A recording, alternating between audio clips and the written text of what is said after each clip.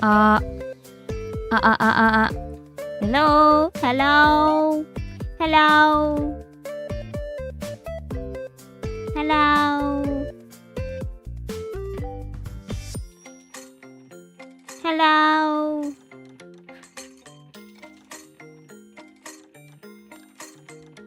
Oh, wait, hold on. The recording had been paused. Hello? Hello?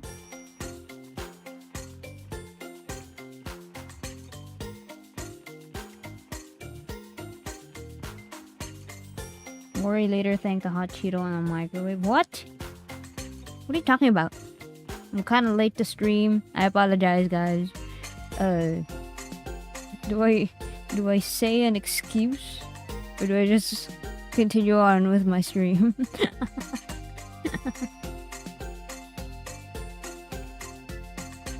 I was in a room without a clock. That's my excuse. I was in a room without a clock. I didn't have the time. I didn't know the time.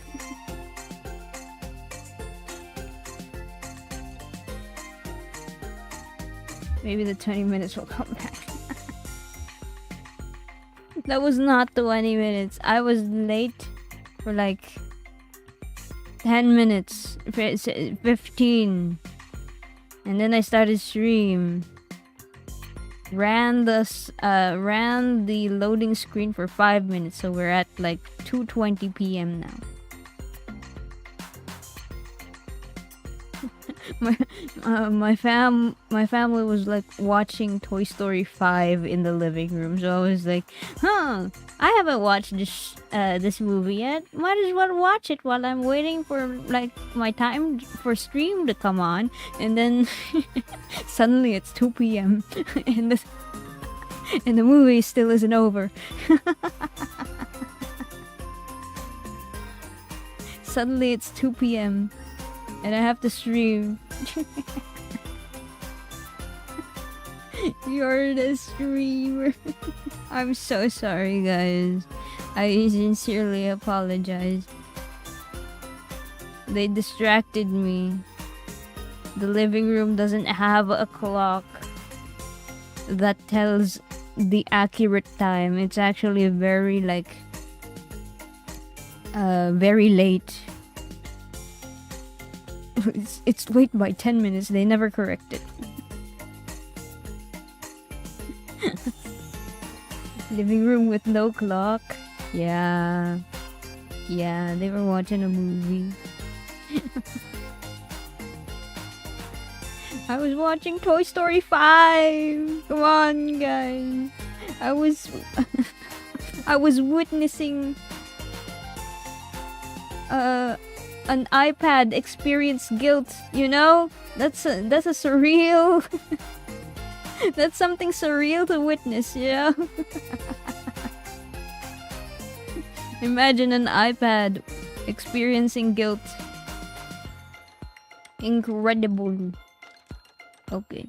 I have the game running now, anyway. Would judge if I have watched Toy Story 5. Like, oh, they're watching a movie in the living room. Well, might as well watch it as well. I haven't watched Toy Story 5 anyway. I could spare some time to watch it, and then I realize it's not actually. It doesn't end at 2 p.m. the movie's still running. I'm here streaming while my family's watching toys on their adventures. Oh man, my whole shtick is being like toy themed too. My BGM for this screen is Toy Carnival. You damn well know I'd watch Toy Story.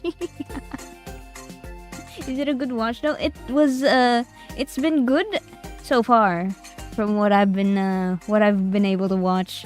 I'm currently not able to watch the ending, but I've had some good laughs while watching it. I almost cried actually. Jesse's arc is very what's it called? Very emotional, I'd say. They touch on her like it's even in the trailers. I think they marketed it in the trailers of the movie, but like they touch on Jesse's like abandonment stuff. Since she's gone through like 3 kids now as a toy, she's got some abandonment. Would it be called an issue?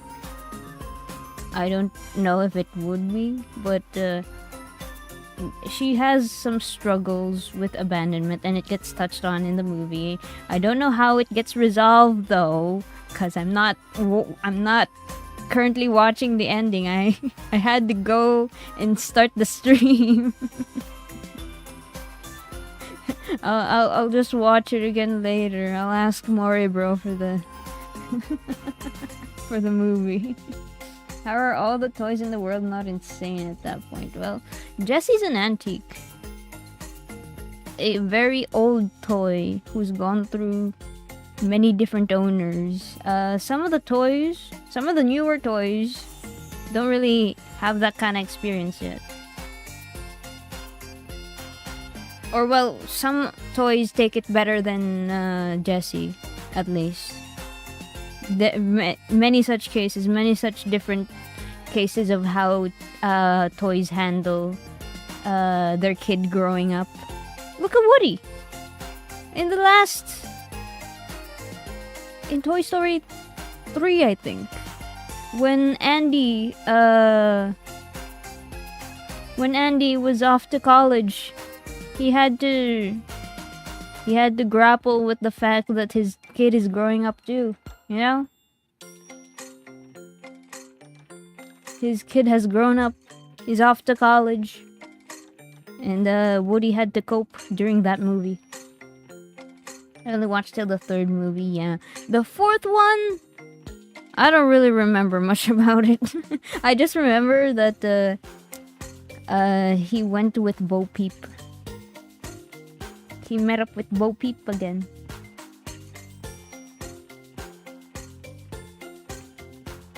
I think the 4th movie talks more about I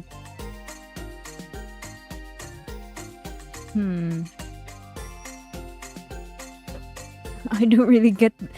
It's been a while since I watched the 4th movie, but I never really got what the main themes of it were, because they just threw in Forky in that movie. Like,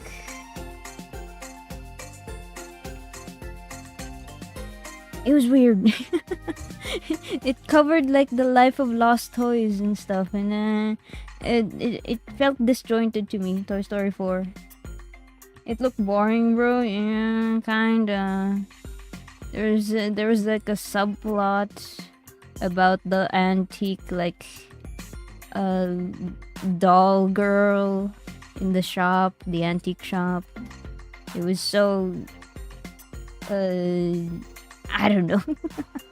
But I do think Toy Story 5, from what I have been able to watch so far, has a much better like story to it, I suppose. It's a much more cohesive one compared to Toy Story 4. I just figured I'm too old to be watching them now. You're never too old to watch those. What do you mean? If you've watched Toy Story 1, you can watch Toy Story 5.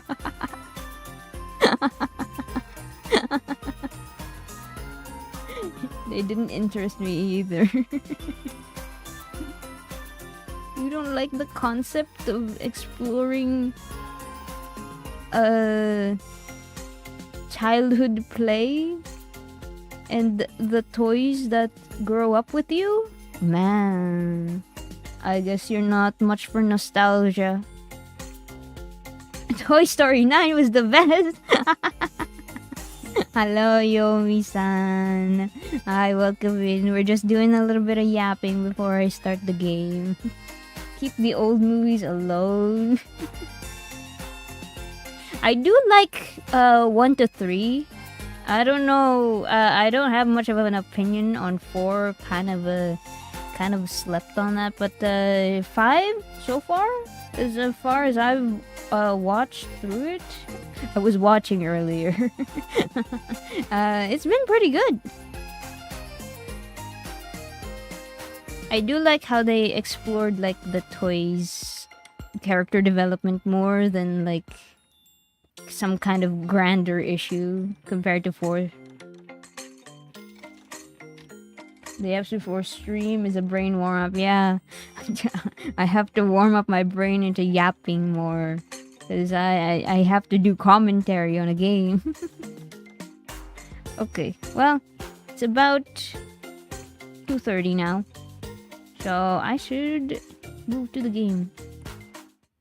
There. Yes, we're back with Mythic Love.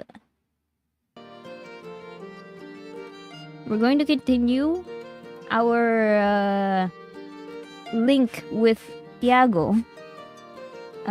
We just last we left off, we were like taking a rest, getting some sleep before the gala event, and then Tiago was apparently trying to wake us up from a bad dream.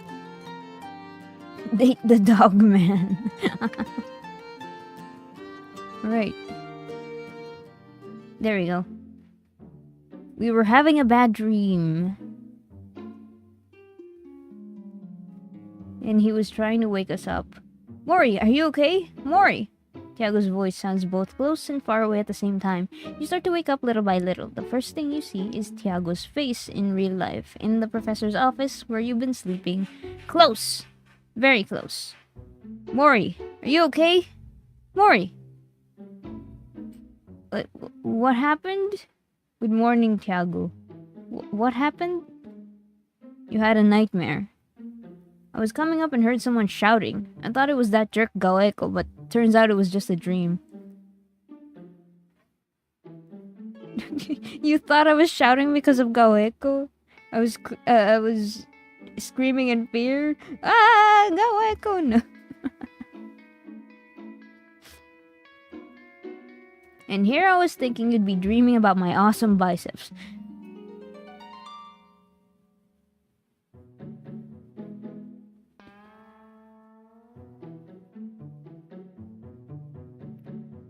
What happened in the nightmare? You were saving me from the shadows. Mm-hmm. I see I made quite an impression on you. Not surprised at all, of course. I'm used to it. Hello, Eivor. Welcome in.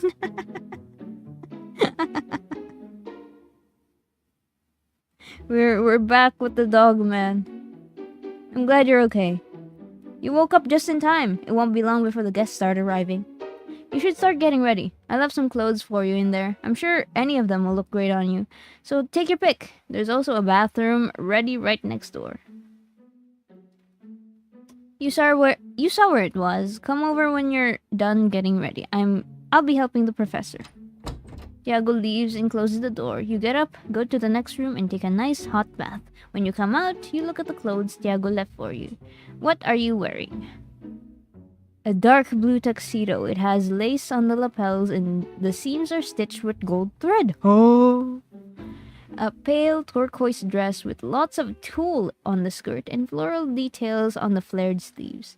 A burgundy-colored outfit consisting of a beautiful tailcoat with a ruffled train, a waist corset, and elegant slim-fit pants.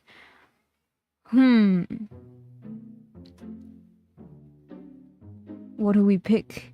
Do we pick a tuxedo, a dress, or a suit? Tailcoat, waist corset, elegant slim. Burgundy, turquoise, or dark blue? Burgundy. You're surprised by your own reflection in the mirror. These clothes aren't your style at all, but you like what you see.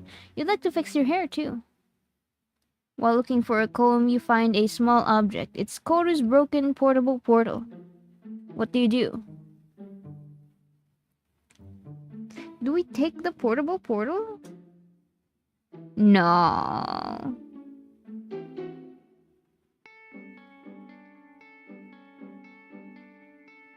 Yeah, saved. We leave it there. You don't want to touch something that isn't yours, so you keep looking for a comb. You finally find one, fix your hair, and head out to the ballroom.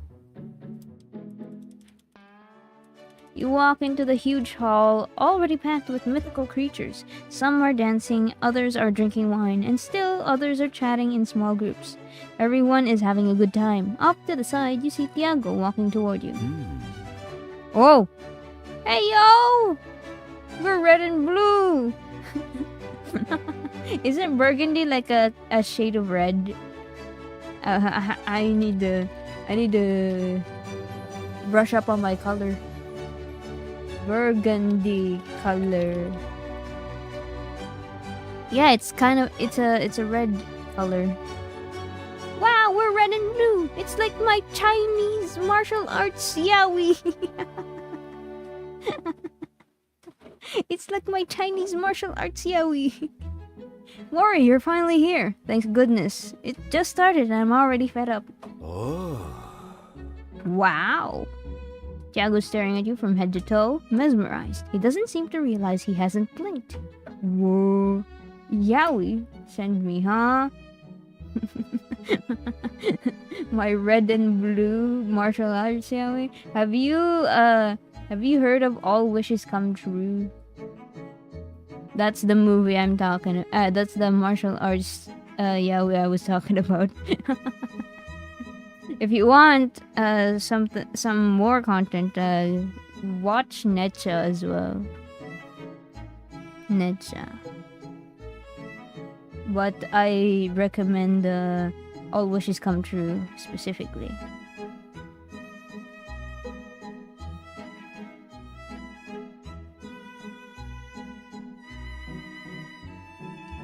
What are you looking at? What's up with your tail? Are you that happy to see me? You smile at Tiago.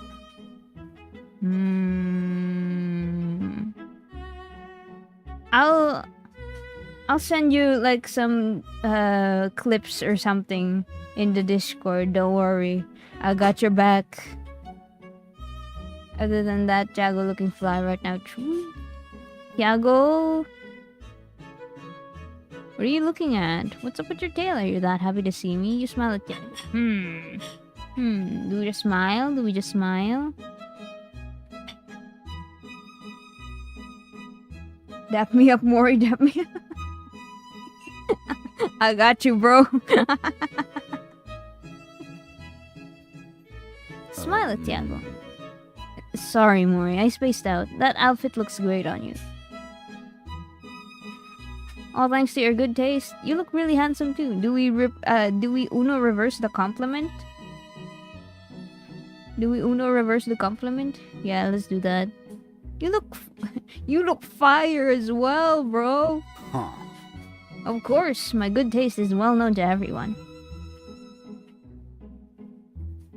Bros blue. Bros blue, dabadi, dabada. Would you like something to drink? A glass of wine, a mango juice, a shot. A really strong one, please. I would like some mango juice. Coming right up. Go take a look around if you want. I'll bring your drink over in a minute. Where are you headed? The appetizer table. You approach a huge table laden with food. It must be the catering Drac mentioned last night. Everything looks so good you don't know where to begin. Finally, you choose Pam, Tomaket, and Fuet. What? Mini paella with aioli. Aioli? Wait, mini paella with aioli? Ayo, that's an appetizer? Okay. Isn't paella like the rice dish? Sobrasada torada. What's that? Wait, I'm interested in these food. It's always the food. Sobrasada.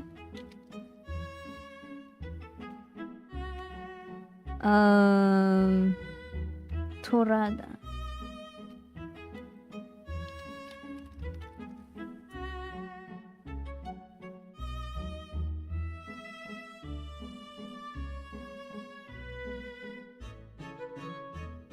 It's bread with some kind of spread?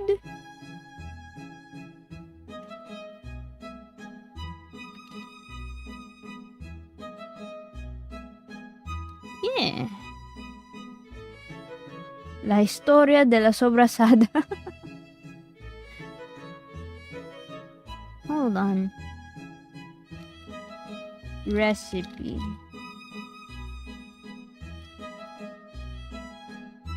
The spreadable pleasure that comes from Mallorca.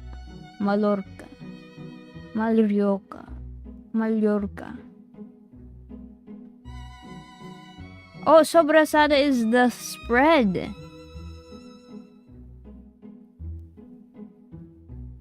Okay, hold on. Let me show it to you guys.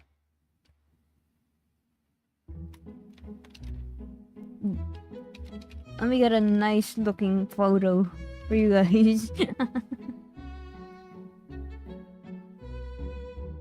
The most folkloric food of the Balearic Islands? It's a folkloric food? No acepto.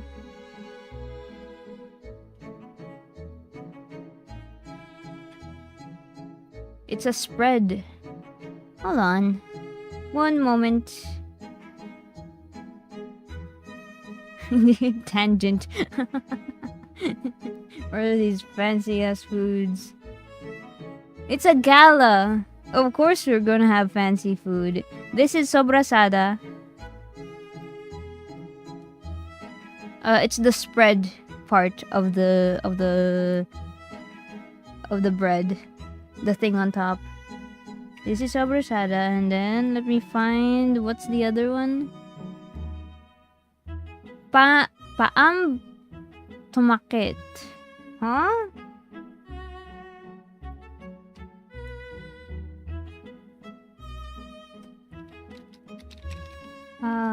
Tomaket and wait.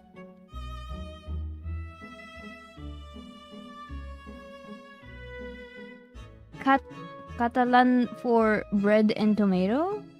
Oh. Oh, okay.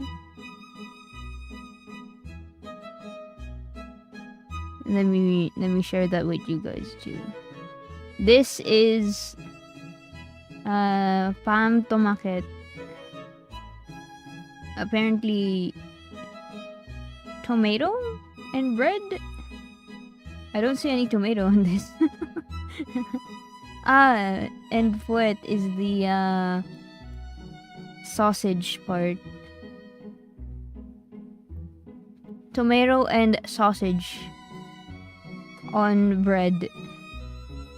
Oh, that sounds like an appetizer, actually. What does the mini paella with aioli look like? I have seen a full paella pan, but I haven't seen like a mini paella.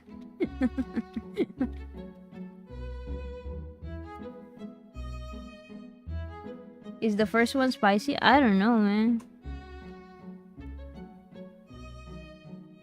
Oh, these are all like full size paella pans. These are not the mini paellas.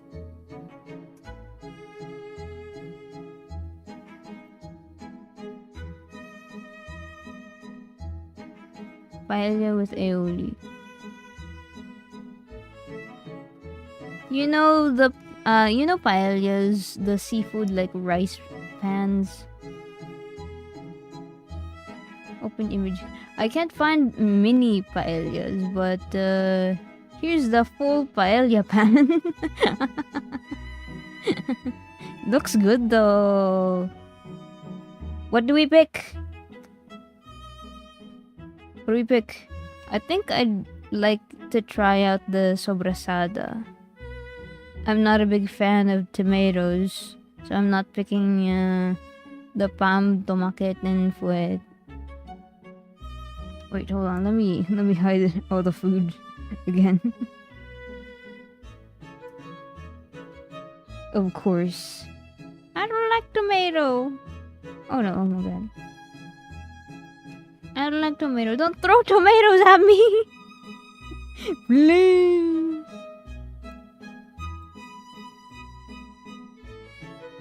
Alright, let's pick the sobrasada. It's so good that you devour it right away and grab another one. Before long, you tried all the appetizers and you couldn't say which one was your favorite. Something about the table doesn't seem right. It's emptier than before, but no one else has come to eat during this time. Have you eaten that much? No, it's impossible. A burp sounds from under the table. You bend down and lift the tablecloth and... El Coco is surrounded by half-eaten canapes. El Coco! What are you hiding from, Coquito? Coquito, your tummy's going to hurt. We're the perfect team to leave everyone else hungry. Coquito.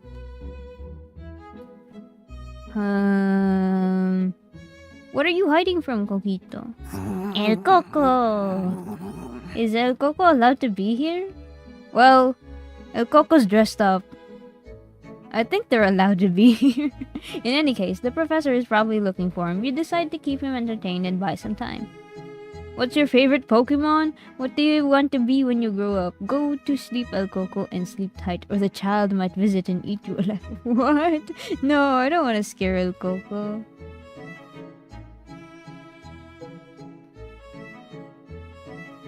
Hello, Charlie. Welcome in. What do you want to... What's your favorite Pokemon? El Coco. Do you have any friends? Do you go to school? Have you really eaten, children?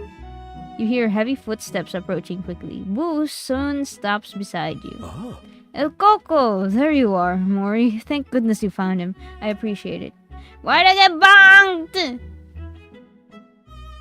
El Coco! El Coco! El Coco! Sorry, Mori. El Coco loves parties. He knows there's food and lots of people willing to give it to him. El Coco. But you have to be careful, El Coco. You know your tummy hurts afterward. El Coco. In any case, I'd rather he be eating than causing trouble. A few years ago, he tried eating poor Gallo de Barcelos. It was so hard to convince him not to stop attending the gala after that. Gallo de Barcelos. Another myth?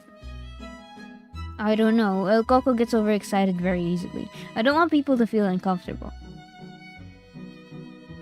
You want me to watch El Coco? Yeah, it's just that a party isn't the place for a kid. He loves the party. You want me to watch El Coco? Don't worry, he'll be fine. But thanks. Ah! El Coco! Come on, El Coco, behave yourself. Don't make us child eaters look bad. What? What? Boo is also a child eater? No. Are you also like a cautionary tale for children? No, no. You eat children too?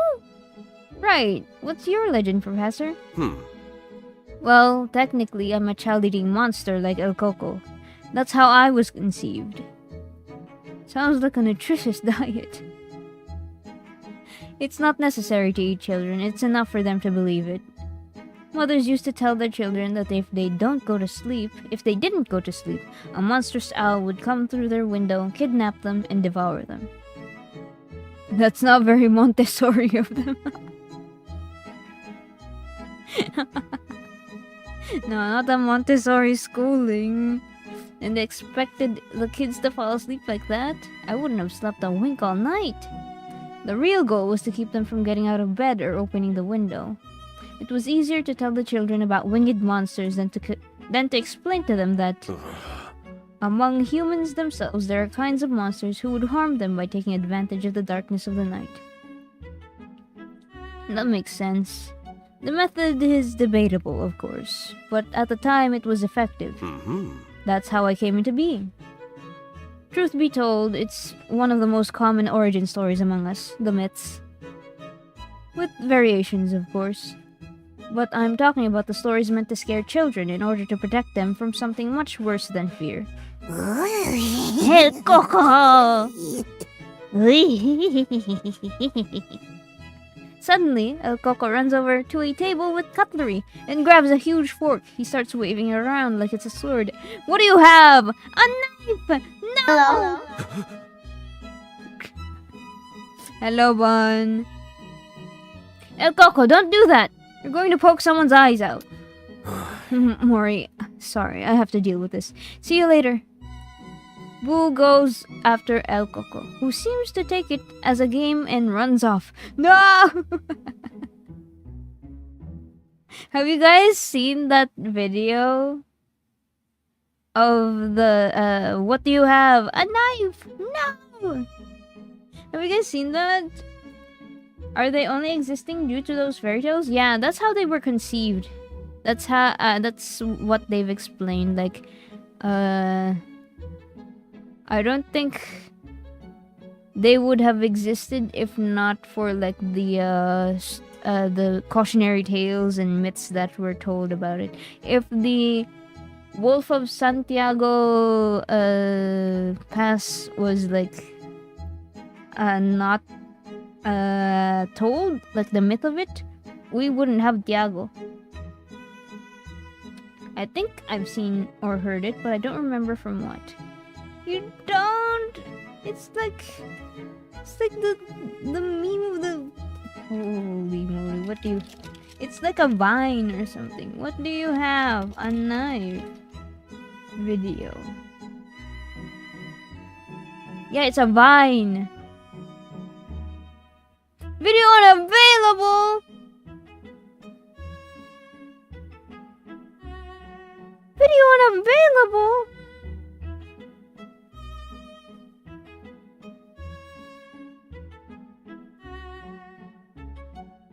Okay, let me... I'll link to this.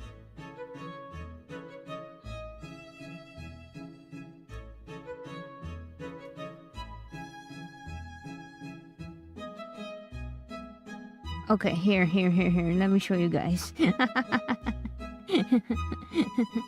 Apologies for another tangent. What is it? Which one is this? This one? Yeah, this one. Oh.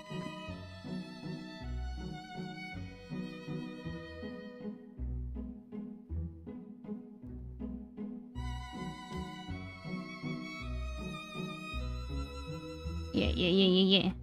Let me see what you have. I'm going now. No! Let me see what you have.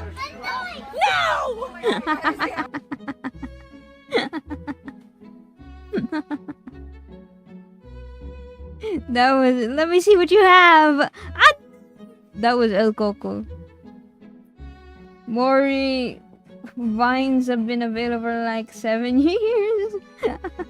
No, I was clicking on like a YouTube video and a YouTube link for the video, but no, the video was unavailable with the links that I clicked. And then I looked at the Know Your Meme website to find the source. And I found the source. But yeah. I love that vine. I love that vine.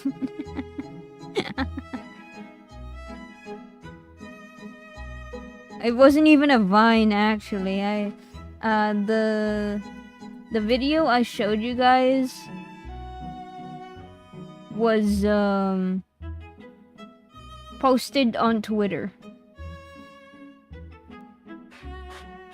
Posted on Twitter in 2020. No, in 2017. Almost 10 years almost 10 years ago. What? What? What? What do you mean it was almost 10 years ago? What do you mean that video is almost 10 years old?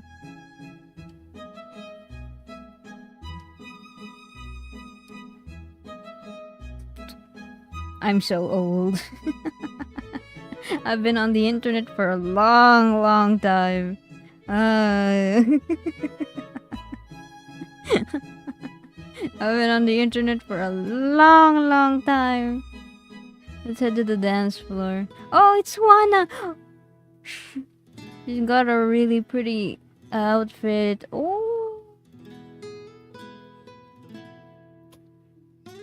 You head to the dance floor. It's easy to spot Juana right in the center, since she stands out from the crowd. She's by far the best dancer. She moves with an elegance and sensuality you've never seen before. What do you do? Stand next to Juana and do nothing. Start dancing near Juana?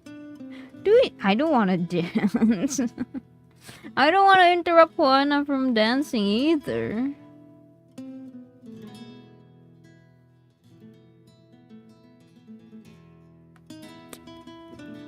None of these options are good, I don't think. For me, at least. Stand next to Juana and do nothing. You step onto the dance floor and walk towards Juana. She sees you, but ignores you. Why would you go to the dance floor? I would just rather, like, watch people dance. You stand right next to her and just stare at her without saying a word or moving, your eyes wide open. Your whole body is completely stiff. The situation is pretty awkward. The other myths look at you, bewildered. We need to go back. Wait, no! No! Ah! Wait, go back, go back, go back! Oh, it's too far away. Oh, my last save was too far away. Juana did not like that. I just wanted to watch the people dancing. Ooh, oh my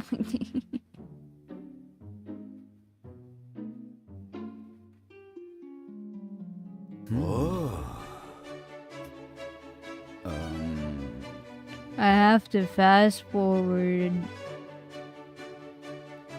Huh?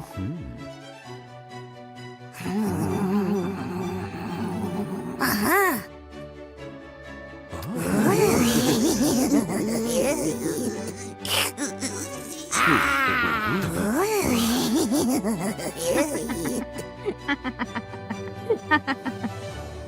Alright, let's go back.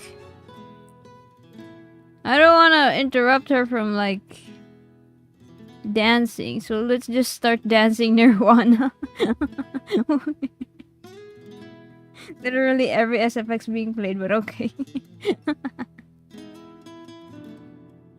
Can you dance? You've always had rhythm in your veins. No, you dance like a robot with low battery. Not particularly, but you love it.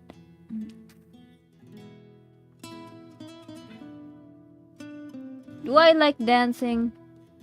I need to go into the very recesses of my mind to figure it out. I don't like dancing. Every time there was like a requirement where I had to dance, I would have to reluctantly do it. I have to reluctantly practice it.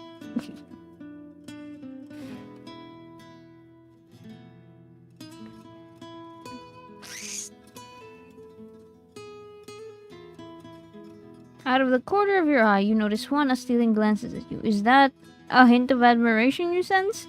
Knowing her, it's unlikely. The song ends quickly as the musicians prepare for the next song. Juana approaches you. Juana liked... we got the thing at the top right. Juana liked that? What? If you hear a song randomly play, you don't start doing a little boogie. I just bop my head to the beat. I don't dance. I'm not one to dance. Come on, bro. Mortal, I'm surprised to see you here. And also you're dancing. You seem to be really enjoying yourself. I'm terrible at it, but I love it. Is that a euphemism for how badly I dance? I hope you're not making fun of me.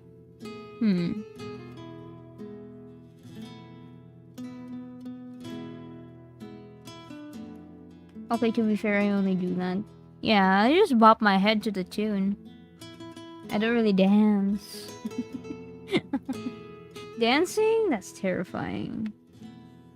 I have to move to the rhythm of the beat? I can't do that. I have 2 left feet. I hope you're not making fun of me. If you dance badly and you still dance, it means you have it. It means you have it in you. Juana like that. Oh, you sense a certain warmth in Juana's tone, but she quickly turns serious. Well, I suppose you came over here for a reason. What do you want? We got up on the wrong foot. I wanted to see if we could start over. To ask you why you hate me. I haven't done anything to you. I've been told you had reasons to hate me. I wanted to see if we could start over. Juana stares at you, clearly skeptical. Am I to understand you want us to get along? Look, I'm a pretty ancient myth. I've been dealing with your kind for a very long time. Humans are selfish, destructive, and ignorant. The fact that you're here is a nuisance, a misfortune. The division between realms is supposed to be here for a reason. I'm sorry? I don't like you talking to me like that when I haven't done anything. I am a chronic apologizer, so I'm sorry. Look, the fact that you specifically are behaving yourself doesn't mean anything. As far as I know, you could be deceiving us all. Or you could be showing a different face than the one you have on your realm. What if you've come to hunt Juan Caballos? I don't know. Are you a Juan Caballo? But I'm against hunting. You've helped me. I would never hurt those who've helped me. I don't even know what a Juan Caballo is. I would never hurt those who've helped me. Wanna like that? And why should I believe you? It's true that, from what I've heard, there are now groups of mortals fighting to eradicate hunting and animal abuse. But first, I don't know if it's true, and second, what a coincidence that you just happen to be one of those people, huh? Come on. As far as I'm concerned, you're an enemy of the Juan Caballos and the end of myths until proven otherwise. I don't even know what a Juan Caballo is. Yeah, right, and I don't know what a human is. You're trying to get me to let my guard down. I've never heard that word in my life. The name sounds familiar, but I don't know what it is. the Tagalog word for a horse is caballo. Since Spanish is a heavy influence in current like Tagalog words, I think caballo and caballo sound familiar. So horse myth name sounds familiar, but I don't know what it is.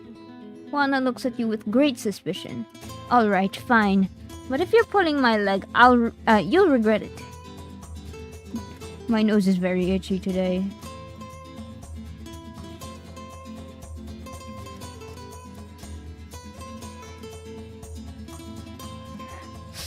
I don't know why.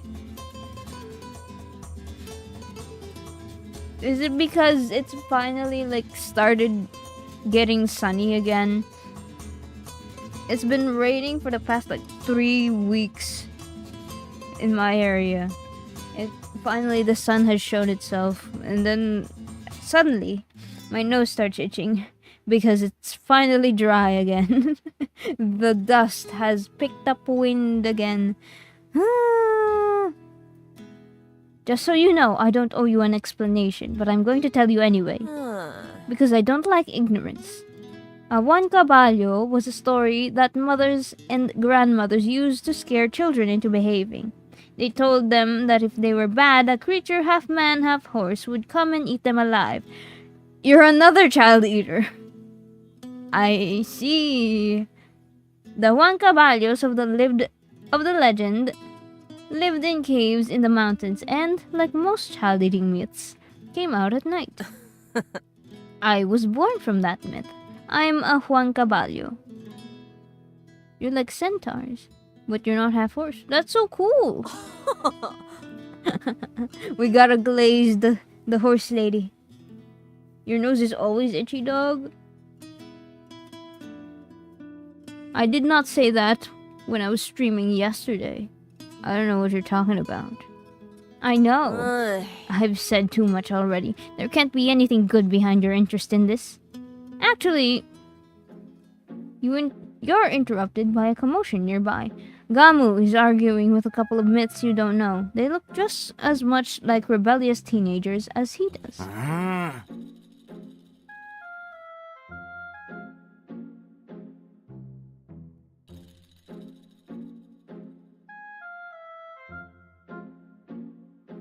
Sorry, I had to enter something.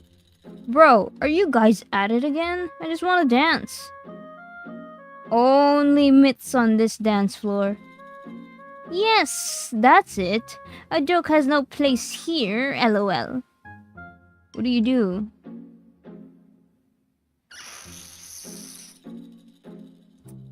I would stand up for Gamu. That's my bro. That's my homie right there. Hey, leave him alone.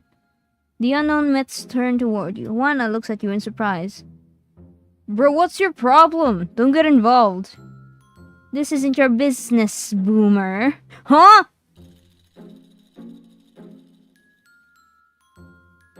Can't believe I got called a boomer.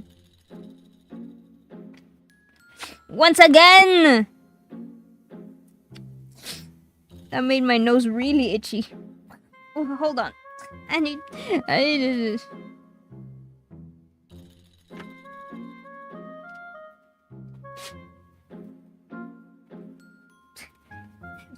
Why did my nose start getting itchy?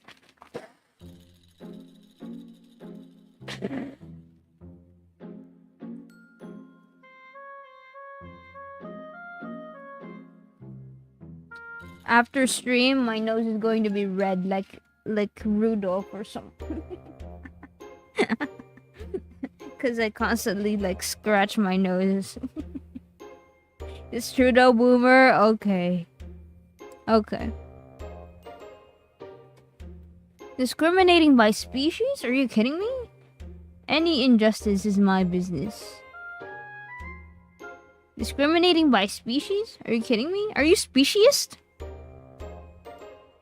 The gods are surprised by your answer. Juana is too. The guys look like they're about to say something, but then they notice Juana standing there. She looks really angry, and suddenly they look really scared. Oh, Juana, it was just a little joke. Yeah, exactly. Actually, we were just about to get off here. Get out of here. Bye. The two myths hurry away. What losers.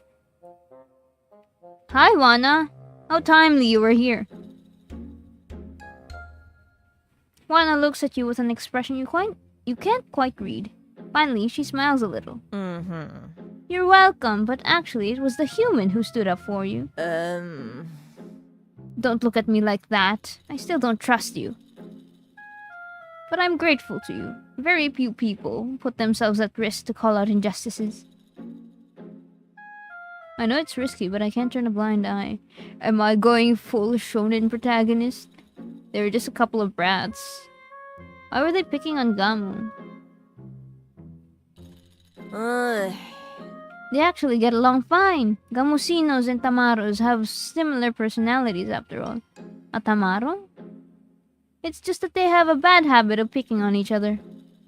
And I hate it when they use the excuse that since he's a joke, he's not a myth. I don't really care, to be honest. Myths have various origins, and being a joke is just one of them. A joke? A Gamusino was born from a joke? What kind of joke? Can you tell me the joke? The best one, if you ask me. Even if you don't think it's a big deal, that comment is very specious. See? I was right! The word is specious. And I'd hate for speciesism to exist in our realm. That's a mortal thing. Well, most mortals, I suppose. Mori couldn't tell if it was serious or not, but they didn't hesitate to stand up against the injustice. So, thanks. That said, Gamu, you wanted to dance, didn't you? Come with me, the next song is about to start. Goodbye, mortal. Juana and Gamu walk away to the other side of the dance floor. You leave before the music starts up again. Where are you heading now? That was a fun little interaction with Juana. I think she's starting to warm up to us. She doesn't think we're so bad now, right? She's going to treat us a little bit more nicely. To the dessert table. You approach an exquisitely decorated table laden with plates of traditional sweets and pastries from different regions. You recognize some of them by name, but not others. The one that catches your eye the most is the Tarta de Santiago. Memories of last night flood your mind. Tiago and you cooking happy. The wolf's relaxed expression, something you hadn't seen until then. How adorable he looked with his hair all messy after his visit to the chicken coop. Oh, Mori, hi! Checking out your masterpiece? Hi, Drac. Exactly, I had to see it. Protecting it from El Coco, because knowing him, it looks incredible. Exactly, I had to see it. Yeah, so what do you feel like eating? Doesn't look very healthy. Can I try some? Tarta de Santiago. Can I try some? Wait, why are we unsure? We want the Tarta de Santiago. Of course. The other desserts are Tiago's too, but this is his signature dish. Drac takes a slice of Tarta de Santiago, places it on a small plate and hands it to you. Enjoy! Thank you very much. Enjoy it for me since I can't eat it. Why? Oh, why not? Well, it's just that the catering was a commission, a job. I'm not going to eat it myself. Oh, are you working right now? Why not? You're the one who has the most right to try it. But there's plenty left. You're working right now? I'm supposed to be a guest. I finished the job this morning. But I don't know. It makes me a little uncomfortable. I don't want anyone to go without food. This is all for attendees. You're an attendee. I feel embarrassed eating by myself. If you join me, I'll feel comfortable eating. It would be rude. What would people say? This is for all attendees. You're an attendee. I see what you're trying to do. Come on. You're right. What the heck? I worked hard on this, and there's enough for everyone. Thanks, Mori. Glad you could enjoy some of the dessert, Drac. Picks up a mini ensaimada and takes a bite. Hey yo! I love ensaimada. Ensaimada is like a really fluffy bread covered with a sugar glaze and sometimes like topped with cheese or I think I've seen some that get topped with like coconut shavings, but more commonly it's topped with cheese. Ensaimada. You spend a while chatting together. So are you here for the legend of Dawgg de Sant Jordi? Did you come with someone? Here for the legend of Dawgg de Sant Jordi. It's a legend. Not exactly, or maybe so. Who knows? The thing is, there's a lot of us dragons here. We come from the countless dragon legends of the eastern part of the peninsula. And Islas Baleares. Am I pronouncing that right? There are so many that when we showed up here, none of us knew which legend we'd come from. I'd have an identity crisis. It was weird at first, but now it's straight.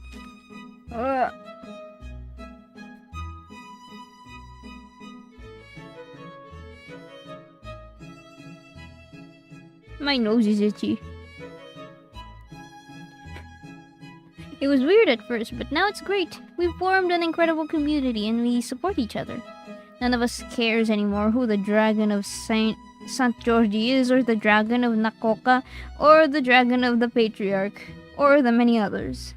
We are the Eastern Dragons community and we support each other. That sounds fantastic.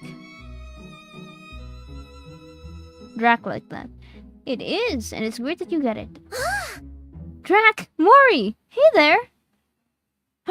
Koru! Wait, hold on. I'm blocking the view, but look! Her outfit is so pretty. Hello, Koru. Koru is coming over at full speed. Koru! I'm glad you made it while there's still something left at your favorite table.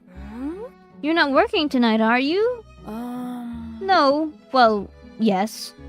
Not exactly. It's not work, it's just that... Actually, I've been in charge of the table with delicacies from my homeland. Well, and the one with sweets too. But I had some help with this one. Oh, that's so cool! Who helped you? Nobody. I mean, nobody you know. A friend you don't know. Hello, Mori, itchy nose, Mochi.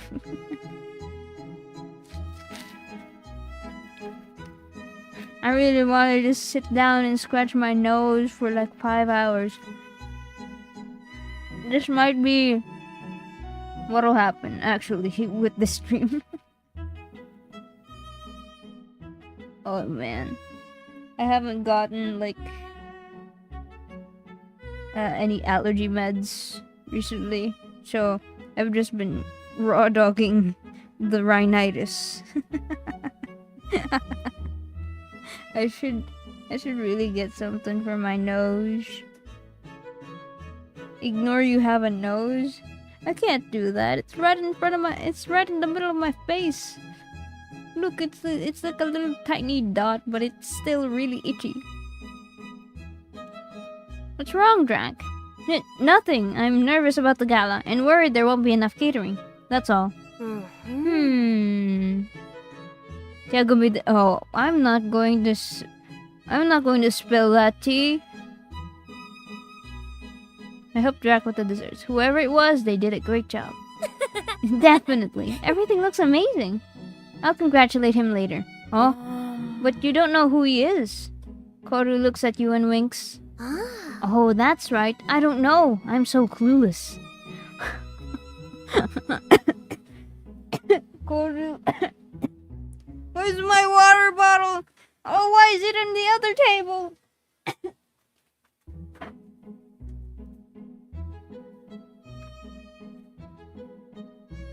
I got my water.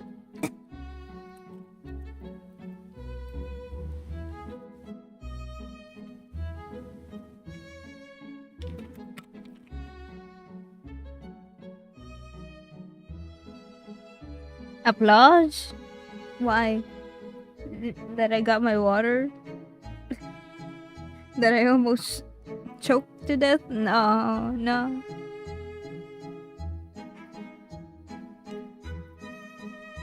Alright.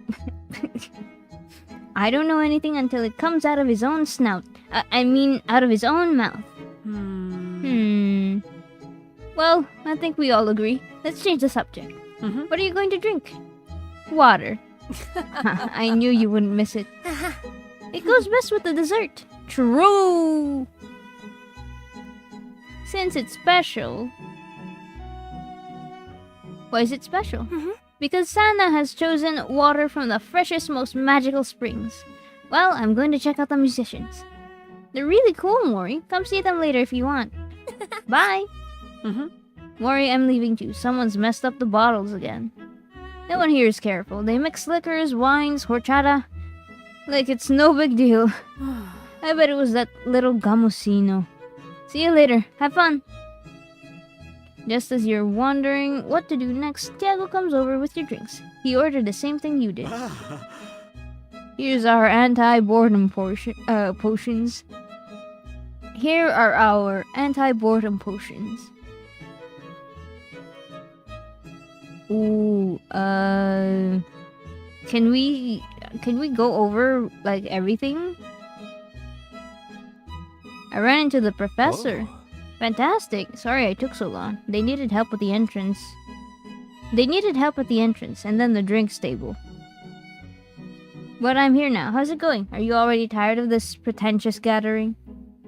Oh wait, hold on. Let me reload. I need to tell him that we tried the Tata de Santiago.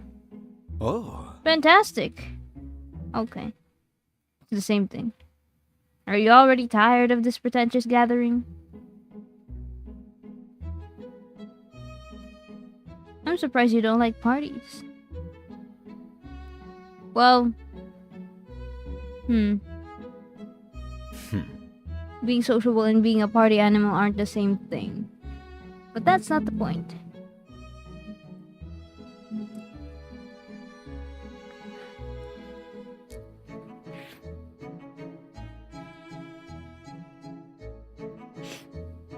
Sorry, I'm scratching my nose. Oh.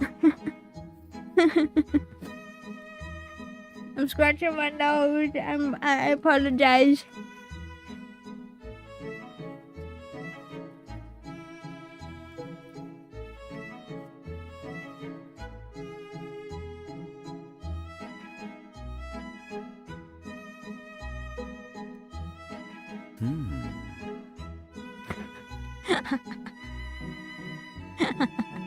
There's gotta be something good about it. It's a party.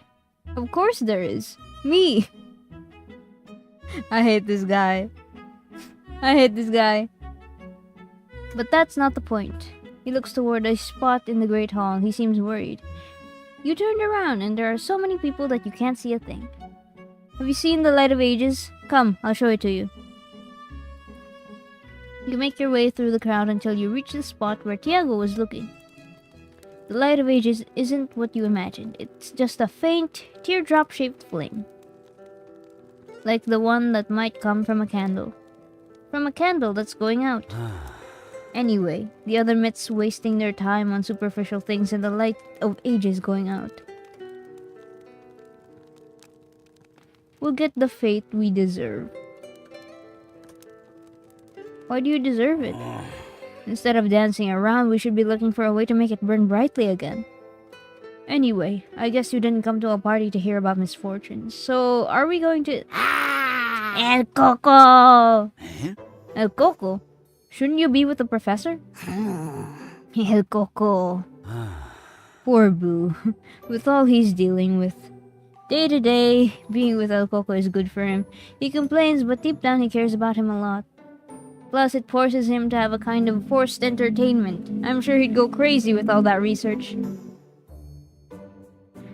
right now I think he's getting overwhelmed. I'm going to take El Coco to bed. Take another look around. I'll be with you in a minute. Tiago picks up El Coco and walks away through the crowd. Where are you going now?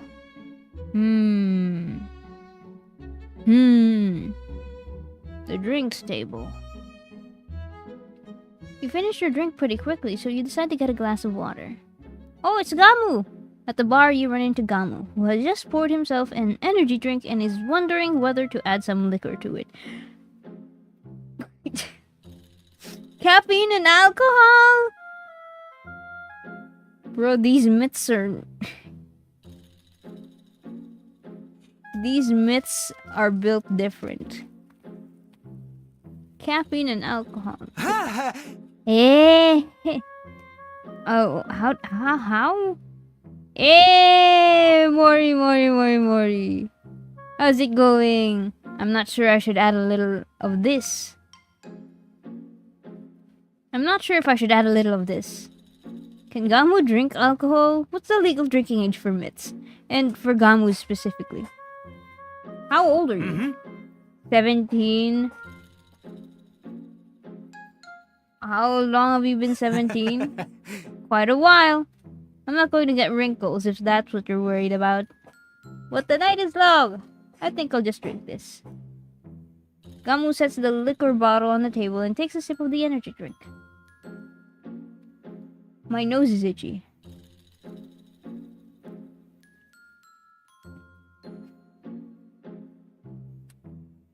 Would you like one of these? An energy drink?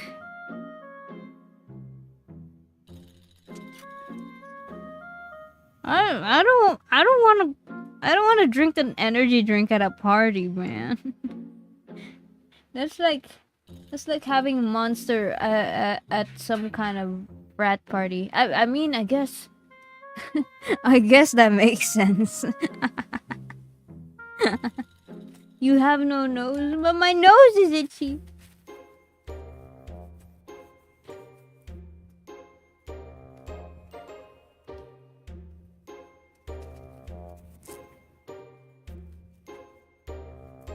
My nose is itchy.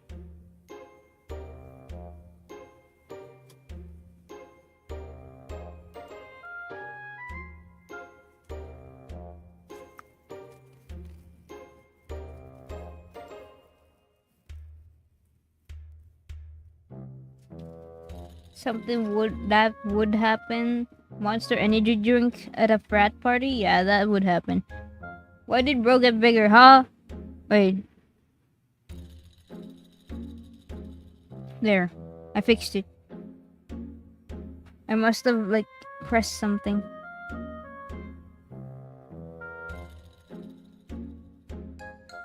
Don't you have enough energy as it is? There's never enough energy for a joke.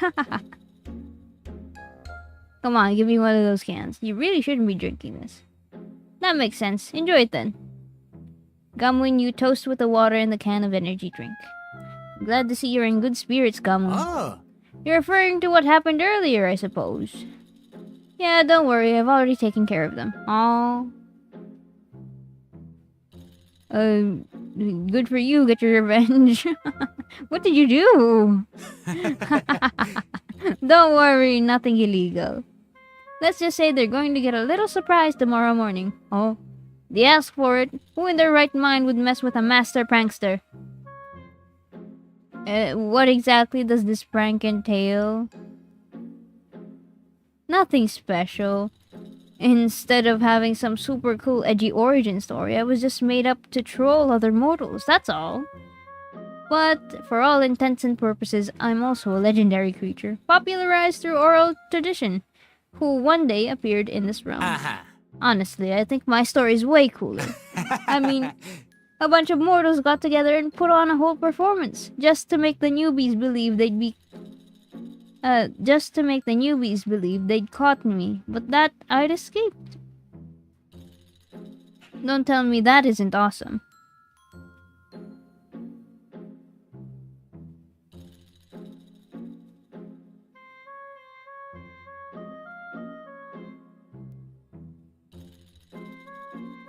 Was the myth that you are like a fake mythical creature or something. Oh, your legends are really interesting. It's awesome. I'm telling you. Gamu drinks what's left of his energy drink. He crushes the can and throws it like a basketball into a nearby trash can. The can goes in cleanly, and Gamu does a dab to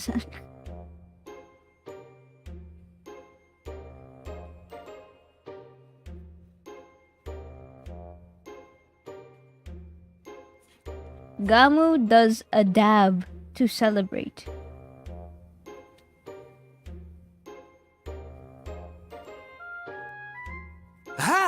And I'm awesome too! Well, Mori, I'm off to the playground to see if I can find... I mean, I'm going to play a quick ranked match before midnight or I'll lose my streak. Ranked match? Are you playing League? Exactly, that's it. Gamu runs off so fast you hardly notice how red he's gotten. But he's not heading toward the playground. Did he take a wrong turn or has he changed his mind? He dabs to celebrate. He's forever 17, you know. Send him to the surface of the sun. For a picosecond. Down. He's forever 17, so I guess we'll let it pass. Musician's area. Koru jumps for joy when she sees you coming. Mori! Have you checked out the gala yet? Are you enjoying it? I bet you're loving it. What are you drinking? Koru comes over and peeks into your glass. Oh yeah, you humans love this, don't you? Water? Yeah. By the way, I didn't mention it earlier, but your outfit is perfect. You look amazing. Did Tiago pick it out for you? I guess he asked someone to do it. I didn't think of it before. We could have gone shopping. Actually, no, because my portable portal is broken, and that's what got you into this whole mess. Have you tried the appetizers? They're all inspired by Eastern cuisine. I love them. Though I'm sure Gamu and El Coco have already polished them all off. I should have saved some for you. Oh no! I'm so sorry. Sorry, I'm not letting you speak. I'm glad to see you too. Aw, you're going to make me blush. How are you finding the gala? Don't get me wrong, I love it. I enjoy anything that involves getting together with people. But I've been to a lot of parties with humans, and wow, that's on a whole other level. You guys really know how to party. I think it's because you live such short lives, so you live life to the fullest and don't cling to archaic traditions. Oh, I'm sorry. It was very insensitive of me. Actually, you live a long time, compared to the mayfly that only lives for a day.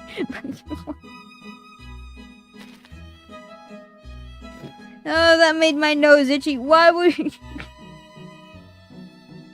He compared us to a mayfly, guys!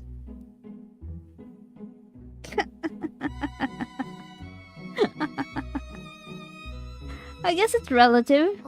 Did that bother you? I don't want to ruin your party. No, don't talk to me about death anymore. Of course not. Let's change the subject. Better, yes? Oh, did you know I'm going to DJ? I'm so excited. You hit me with another truck after you just compared me to a mayfly. That sounds great. Right? I took a course on my trip last year, and I've never done it in public. But I've never done it in public. A course? Yeah, every year I take a long trip to the mortal world. I love learning things about you guys, and last year I decided to take a course on how to be a DJ. It was so much fun. Your classmates and professors, didn't they realize you're a myth? That's no problem. My current form looks completely human. You didn't notice anything strange when we first met, did you? I'm lucky in that regard. Boo, Tiago, and Juana have to actively transform into their human forms. Their mythical form is the original one. In contrast, this is my original form, and if I want, I can transform into light and other things. I can also transform into others, taking on their appearance. Well, I could do all that before I lost my power.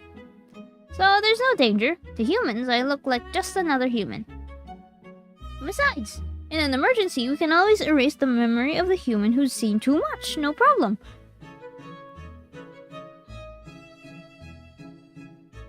Um... I'm a human that's seen too much. Don't erase my memory, please. I could live on in your realm and no one would notice. You talk as if you've considered it. Come on over, we'll take you in. Better not, they know how to handle you here.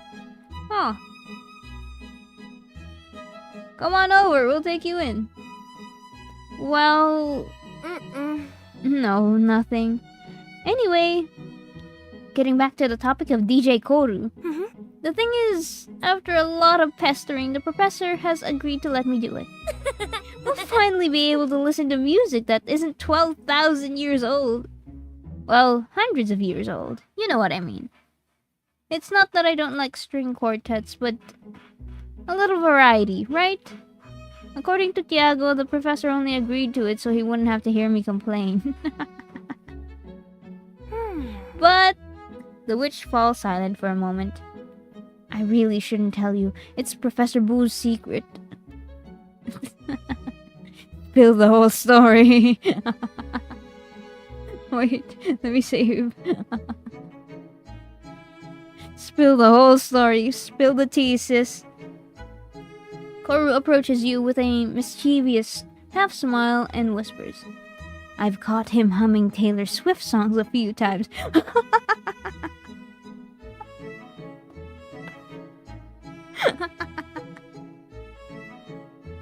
Oh my god, Professor Boo is a Swiftie?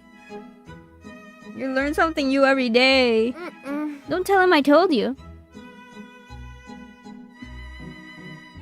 Wait, who? Why is there like... Yeah, I think there's a translation error with this. I love that he's a Swiftie, Professor Boo. It doesn't suit him at all. Boo is full of surprises. Boo is full of surprises, right? He's a Swiftie, yeah! Hey, I'm glad you're here, though I'm sorry I got you into this mess. I hope you can bond with Tiago and come home soon.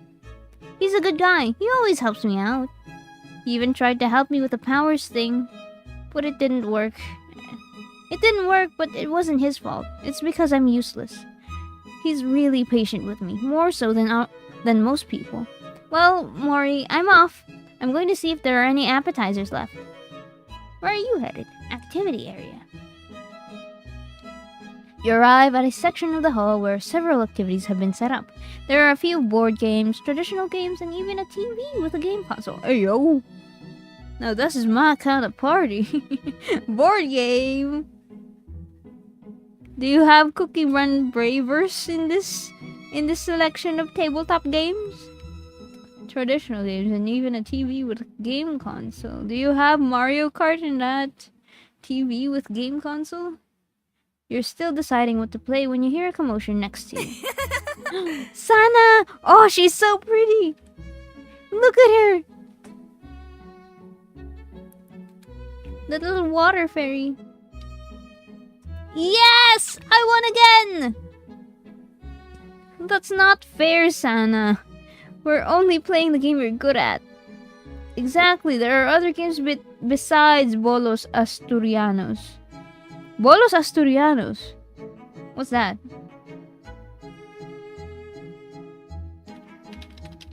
Asturianos.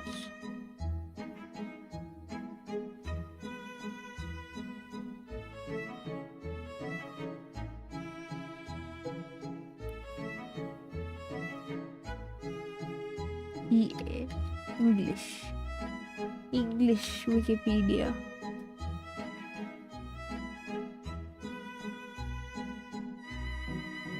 Asturian bowling.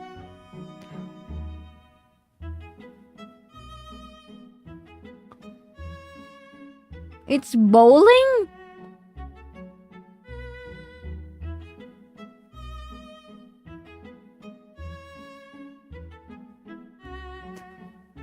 It's lawn bowling. Or something.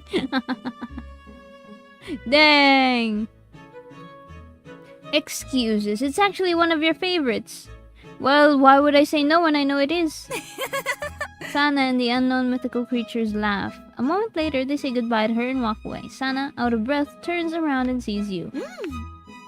Hi, Mori. Boo told me you were coming with Tiago. I know he hates dancing, but I hope you're enjoying it. Wanna play Bolos Asturianos? You look flustered.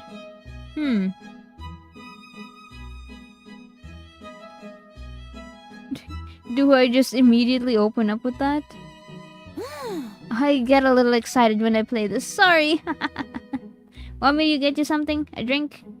Oh, no, I don't drink. I mean, I don't drink alcohol. Water, sure, but I've already have some.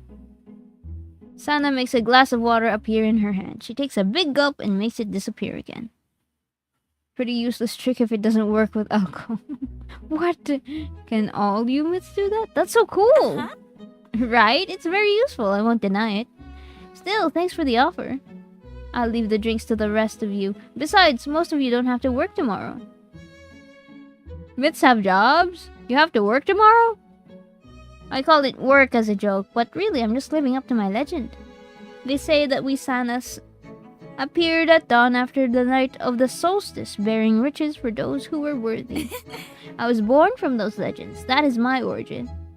Now I do something similar, inspired by my myth, but for more selfish reasons. When I see a human or a group fighting to protect their waters, I try to give them something without making too much of a fuss. You might think I do it to reward them, but no, my intention is for them to use it for the cause, like an investment. For example, tomorrow's recipient is a mortal who is dedicating her life to caring for a lake and two rivers near her home. Lately, she's been having difficulties. Even so, she hasn't stopped caring for them, but I'm afraid it might end up happening. I'm going to bring her something she can focus on her mission without distractions. Difficulties? And you might ask, why tonight? Is it necessary to make it coincide with the legend? Well, no, it's just that it's hilarious. You can see it on their faces when they hear the legend of the Sanas. They get so confused. Although lately, almost no one recognizes it. They haven't associated it with my myth in decades. It's so frustrating. But anyway, it's okay. The important thing is that they protect the waters. Most of the time, they do invest their new wealth in that. You're going to give them wealth? That's my way of looking after them indirectly. The ones in this realm are perfect. The difficult ones are the human waters.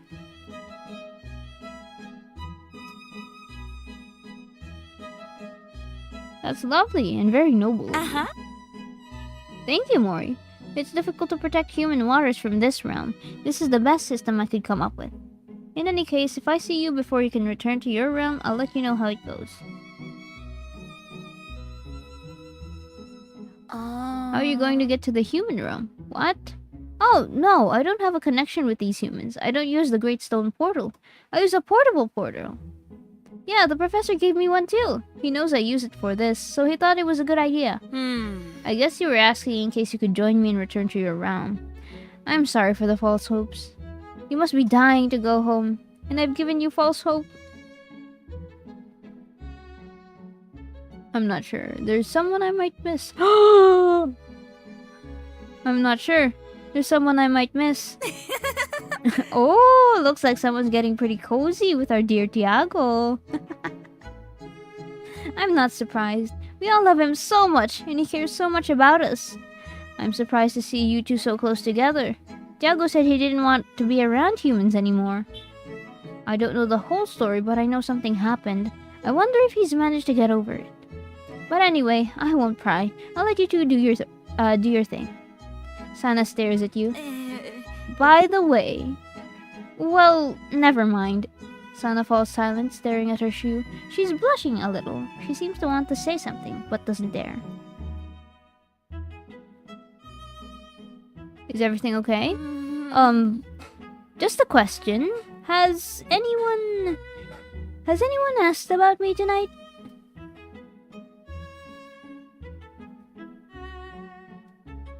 Shape game. What do you mean? Oh, you see, it's just there's someone I would have liked to come to the gala with. I thought he was going to ask me, but he didn't do it in the end. And he had the chance. Last night we were playing and joking around at my lake. He comes to see me often. We joke around with each other, and I thought there was something. That it was mutual. I've seen you talking to him before, and well, I thought maybe he'd said something to you. You're talking about Gamu, right? Yeah. Oh, how embarrassing.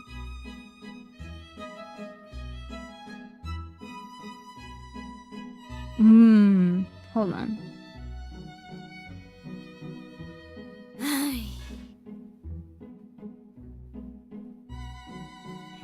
Oh, it's the same thing. Okay, hold on. I'm going with my original answer.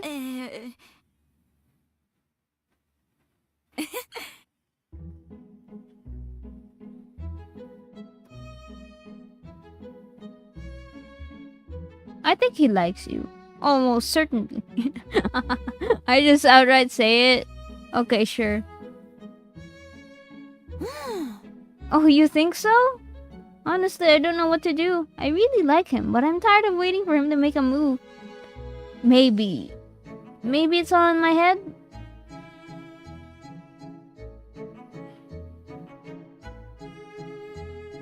Maybe he thinks it's all in his head too. That could be, yeah. But then, what do I do?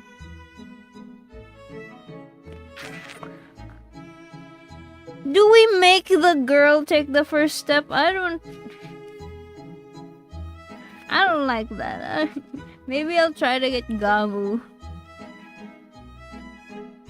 Maybe I'll try to get Gamu to do something, but I don't see really any opening for that. Do we just keep waiting? But he's constantly running away. What do you guys think? What do you think, chat? Do we have Sana take the first step? We shan't wait. We'll have Sana take the first step then?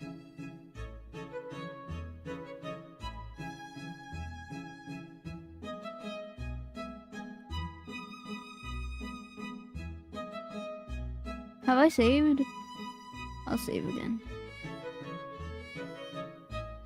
Why don't you take the first step? Do you think so?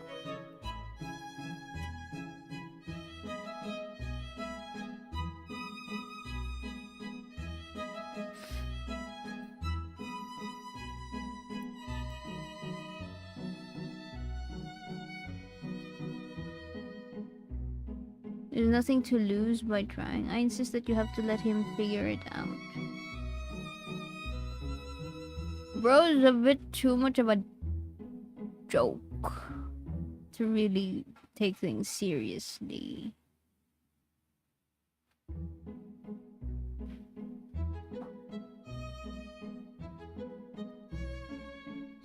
Oh. Alright, wrong choice.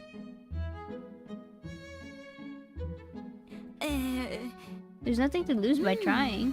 You know what? You're right. I'll talk to him tonight. Thank you so much, Mori. Well, I'm going to take a walk and say hi to people. Talu, Mori. Is that how to pronounce it? Talu? Talu? You watch Sana as she walks away. You notice how she keeps glancing around, as if she's looking for someone in the crowd. Suddenly you realize you're really hot. Summer, even the smallest flame, and a room full of people aren't exactly the best combination. You decided to step out onto the garden to get some fresh air. Hi, Amaris! Hi! Welcome in, welcome in. We're just taking a step out of the gala to get some fresh air, cause going to a party in summer is kind of not the best combination.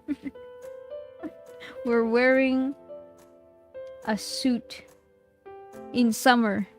Insane! Moonlight bathes the small garden. It's quiet and cool thanks to the summer breeze. When you look more closely, you realize there's someone else there. It's Tiago, gazing at the stars. Huh? Looks like we had the same idea. Hi, what did you need? Oh. Ah, Mori, it's you. Thank goodness. I just needed to get some fresh air because it's like hell in there, literally. There was a pause there. He was starting to get vulnerable and then he deflected again.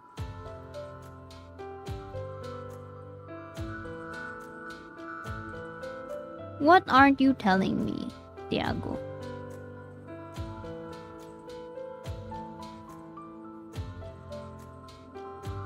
You look worried. It's not the heat, is it?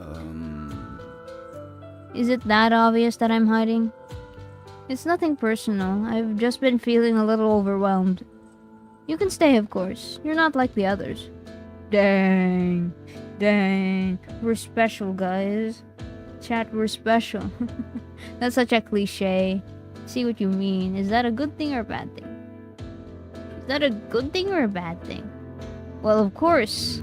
You're not asking me for things all the time. Don't get me wrong, I'm not complaining. I'm grateful for the trust they put in me. I like helping them out. But sometimes it's exhausting. I need to rest too.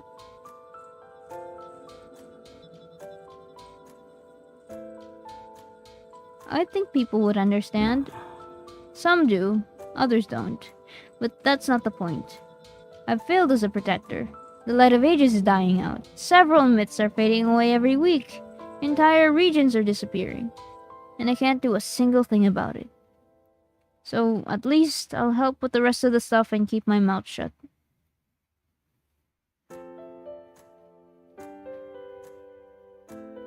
That's not just your responsibility. I know there are other guardian myths, but if I can do it, why not? All I need to keep my sanity is to disconnect every now and then. Cooking calms me down, relaxes me, and thanks to that, I'm much more efficient afterward. I think it's because I see it as something that's mine. Just mine. Just mine. You've seen that I'm pretty popular. Understandable. After all, I'm amazing. Guys, I hate this guy. Why are we spending so much time with this guy? After all, I'm amazing. But that means everyone knows me, senses me. They know I'm their protector. And somehow, some people think I belong to them, that I should do everything for them. Cooking, I do it for myself. Just for myself. I like having something that belongs to me. It's my little slice of peace. It helps me calm down when I'm overwhelmed. I think that's partly why I keep it a secret, so it stays mine. Besides, if people find out, they'll start asking me to help with this too. Because you've seen that I'm a fantastic baker.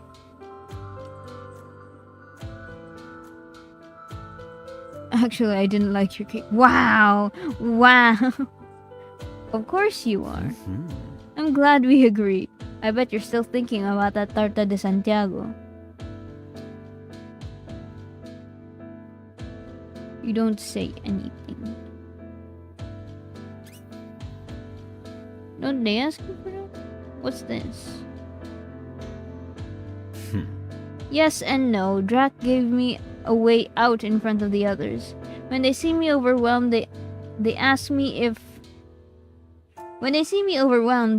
for help at the tavern, and that way I can go without raising suspicion. People only leave me alone when I'm already helping someone else, so Drac and I made that little agreement. Tiago takes a deep breath and looks up at the sky. You know, Mori, the stars we see are the ones you see in your world. Exactly the same ones. Just like the moon is the same. Professor Boo explained why to me, but I didn't pay much attention. What I do know is that the moon affects me just as much here as it does in your world. Hey, but you said you aren't a werewolf. Oh wait, no. I shouldn't have mentioned that.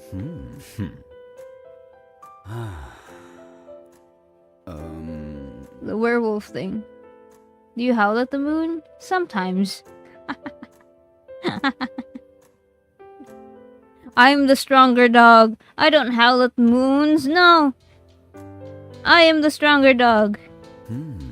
I'm a wild animal. We wolves are the dogs you couldn't tame. He looks...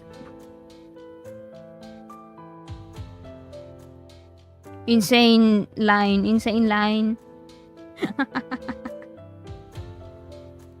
Okay, Tiago. He looks at you seductively. That sounded very sexy. The moon looks great on you. Do you have fleas?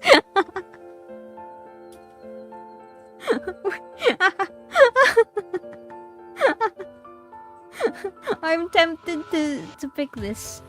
I'm tempted to pick this. Do you have fleas?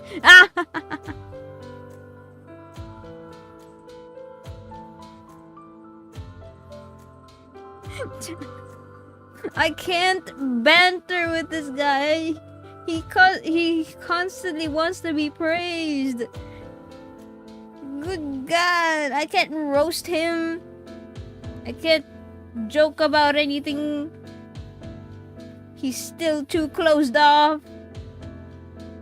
He constantly just wants praise. What kind of dog? Well, he is a dog, so... of course. Hold on. The moon looked great on you. You too. Did you see that? It was a shooting star. You can make a wish. Chat, do we pick this? Chat, do we pick this? Chat, do we pick this? Chat, do we pick this? Do we pick this? Do we pick this?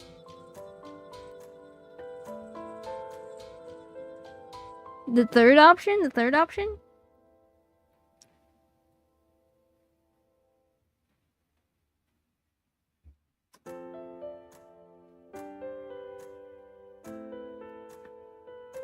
I've been scratching my nose the whole time.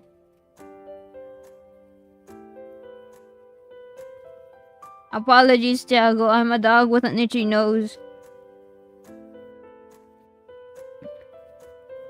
Alright, let's pick this one. Can you be my wish? No, it has to be something you don't already have. We have Tiago? Damn, I've made a wish. It's up to you whether it comes true or not. I'm not going to leave you any money. What did you wish for? If I tell you, it won't come true. Tiago sighs and looks toward the door leading to the ballroom. So, how are you finding the gala? Are you tired yet? We'll be able to leave soon. It's been interesting. I don't want to forget it. I think Koru knows about the baking. Didn't you invite dawggg? It's been interesting. I don't want to forget it. What makes you think you're going to forget it? Koru told me you can wipe our memory. Don't worry about that. We only do that in emergencies.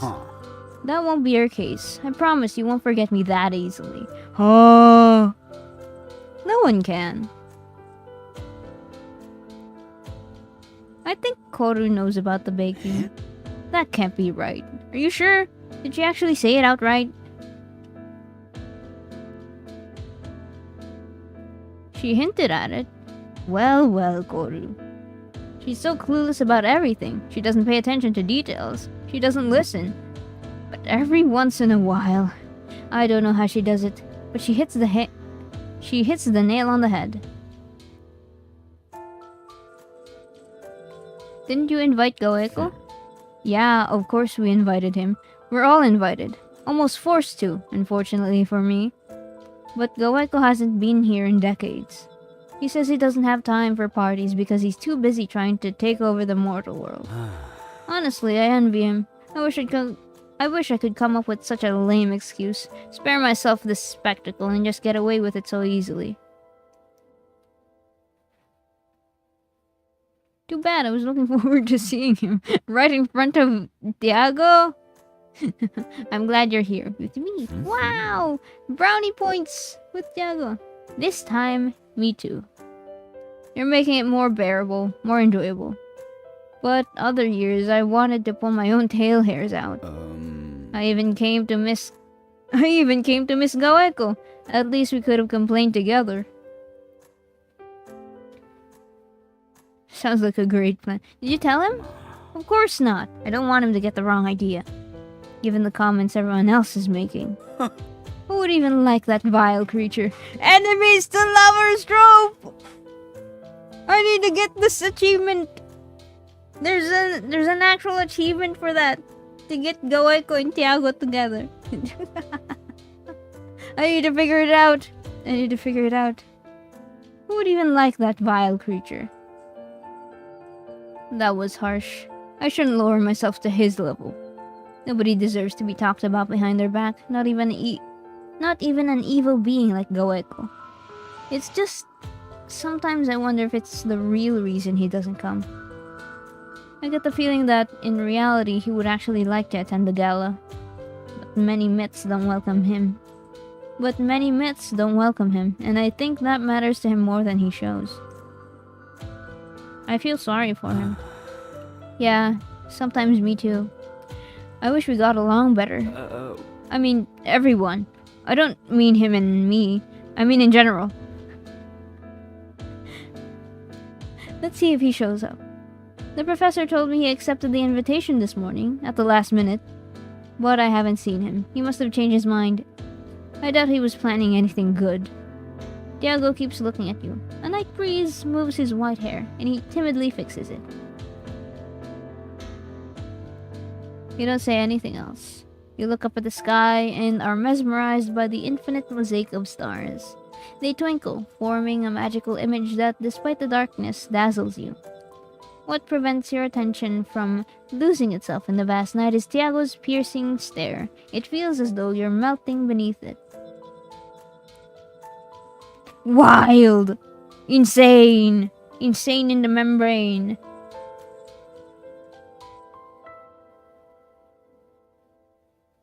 I'd like you to tell me about yourself. What would you like to know? How can you be so attractive? Can you help me get home faster? Actually, I've been wanting to ask you something for a while. Of course, what is it? Oh.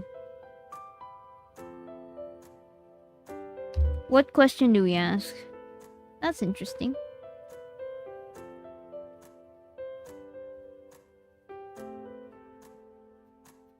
The werewolves is a particularly touchy subject, but the thing with humans is something that everyone knows. As far as I'm aware, because everyone has mentioned it, like the other myths. Let's go with this one first. You fell in love with a human, didn't you? What happened? You've noticed. You mentioned it several times, many times.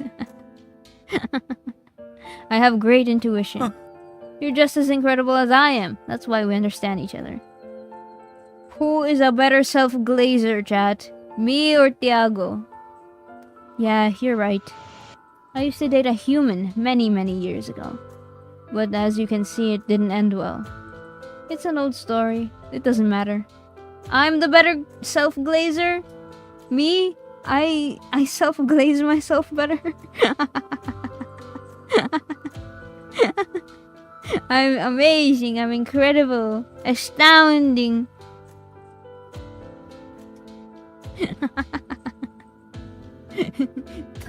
Suddenly, randomly says, what's it? What did I send again in the Discord?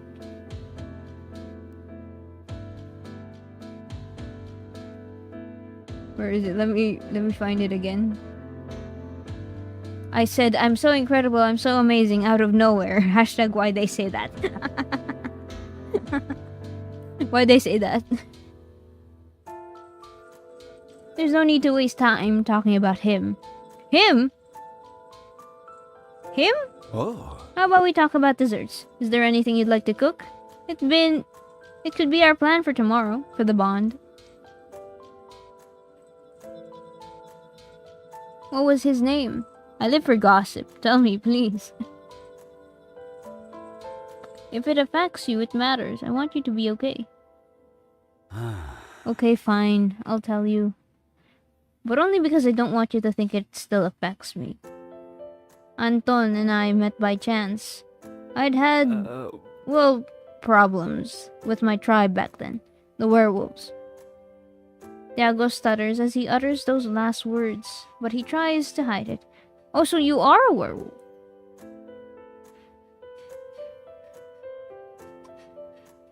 You walk over to Tiago and take his hand. Are we, like, far away from him? Have we been, like, talking at a distance this whole time?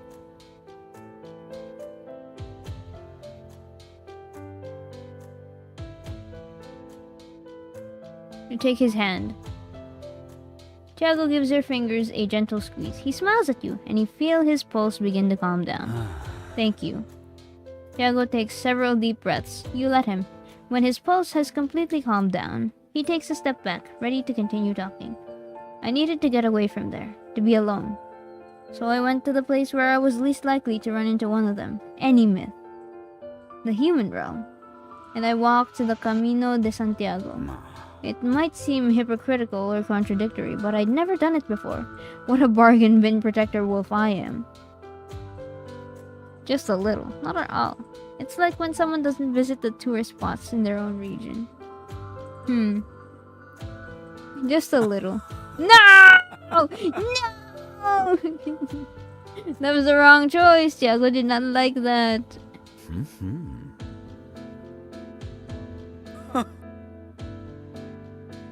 Oh.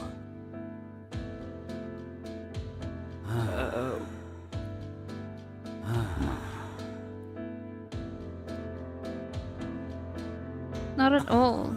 Yeah. It was fun pretending to be a pilgrim. I've met many men and women, of different ages and from different regions, but on the Camino we were all the same, pilgrims walking through the countryside, sharing moments. It was magical, more magical than anything I'd ever experienced in the realm of myths. One night, everything went wrong. I witnessed a group of bandits attacking a group of pilgrims I had shared shelter and dinner with just a few days earlier.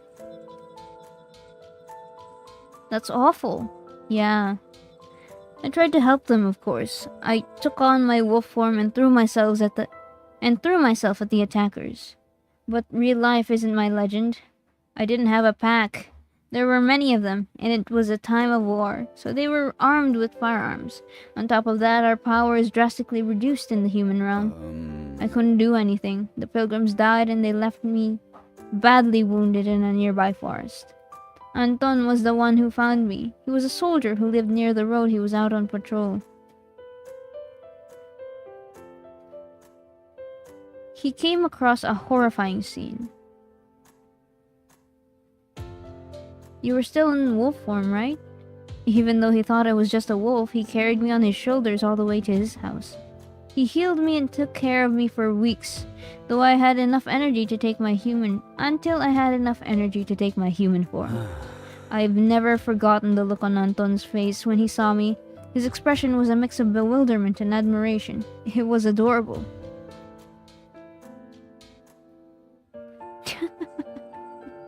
At that moment, Anton's furry dream came true. No, that does sound adorable. What struck me most was the lack of fear, mistrust, and fetishism. Anton accepted me just as I was, without complaint, without letting his survival instinct push him away from me or treat me differently. It didn't take long for us to form a romantic bond. Those were the best years of my life. Of course, not everything was perfect. We had our misunderstandings, but we got through it all. The worst were the years of the war. I enlisted alongside him under a false name. I couldn't bear the idea of being away from Anton for so long, of something happening to him. War is always the worst. I'm not a good...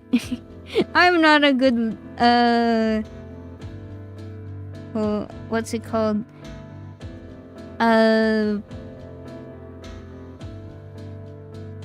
I don't know what to say when someone is like telling a story and I'm trying to listen. I'm not very good at like adding to the conversation.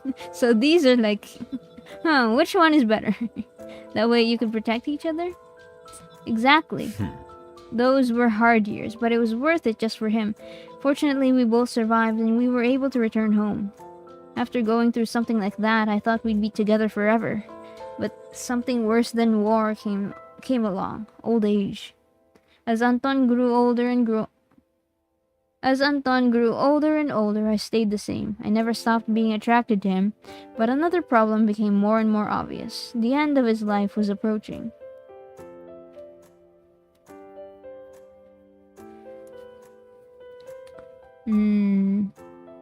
I hadn't thought about that. I did think about that. You didn't realize it until that moment. I suppose there was no spell for immortality. I returned to the realm of myths in search of answers. Anton and I weren't the first or the last to face that problem. Many myths have sought that miracle. Hello, Ahmed! Welcome in, welcome in. Trying to look for an immortality spell? I consulted the most skilled in magic, asked Boo and other scientists for help, experimented with old legends of elixirs of eternal life, but nothing worked. My nose is itchy. So I spent several years like that, while Anton grew weaker and weaker. Luckily, our bond allowed me to travel between realms with great ease. One day, while trying to return to the realm of myths to the human world, the great portal wouldn't open. I walked through it, I shouted at it, I unleashed all my power upon it, but it remained closed, empty.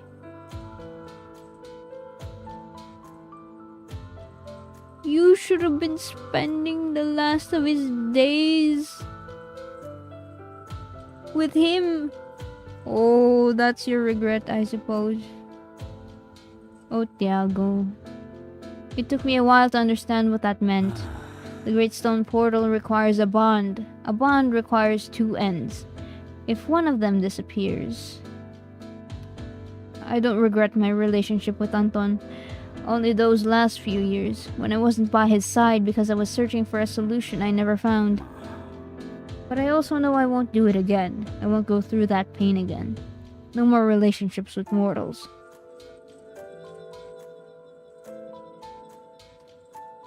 Thank you for telling me. All this doesn't mean I don't want bonds with humans. Otherwise, I wouldn't have offered to help you with this. But my heart is sealed. That's why friendship is the most I can offer. And it's more than enough, if you allow me. It's not just any friendship, it's a friendship with me. With the protector wolf of Santiago. That's worth 5 normal romantic relationships. I won't give up. I understand. I won't insist. I don't want you to suffer. Friendship is all I'm looking for anyway. I won't give up. Well, enough about me. I've really gone on, haven't I? But I'm sure you've enjoyed it. I'm an extraordinary storyteller. My voice captivates anyone. My stories are fascinating. I could talk for hours and you'd only think minutes had passed by. Tiago stares at you. The depth of his gaze makes your heart race. The weight he'd shed is evident in his eyes, which is more relaxed and welcoming. You feel the urge to ask him something. Tiago, I know you're just a friend, but can I? Can I hug you? Can I give you a hug? You've been through a lot, my dear boy. My dog. A gesture of friendship, right? Tiago blushes and hesitates before returning your smile. If it's friendship, it's okay, right? You take a step toward him, pretending you haven't noticed the little flinch he lets slip. You also don't mention how red he is. You take another step. You're so close now that you can hear his heart racing. For someone who only claims to want friendship, he's downright hysterical. You know his words were genuine, but you wonder how much restrained attraction is hidden within them. You find his nervousness endearing, but you admire the fact that he isn't backing down. You keep getting closer little by little. There you are! Oh, hi, Boo! Oh, I'm not interrupting anything, am I? Tiago, we need your help. Kodo has lost the mixing console module. And since you're good at this kind of thing.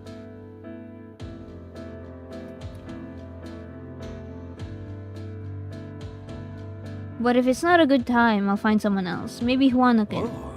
No, we're coming. We weren't doing anything important, just talking.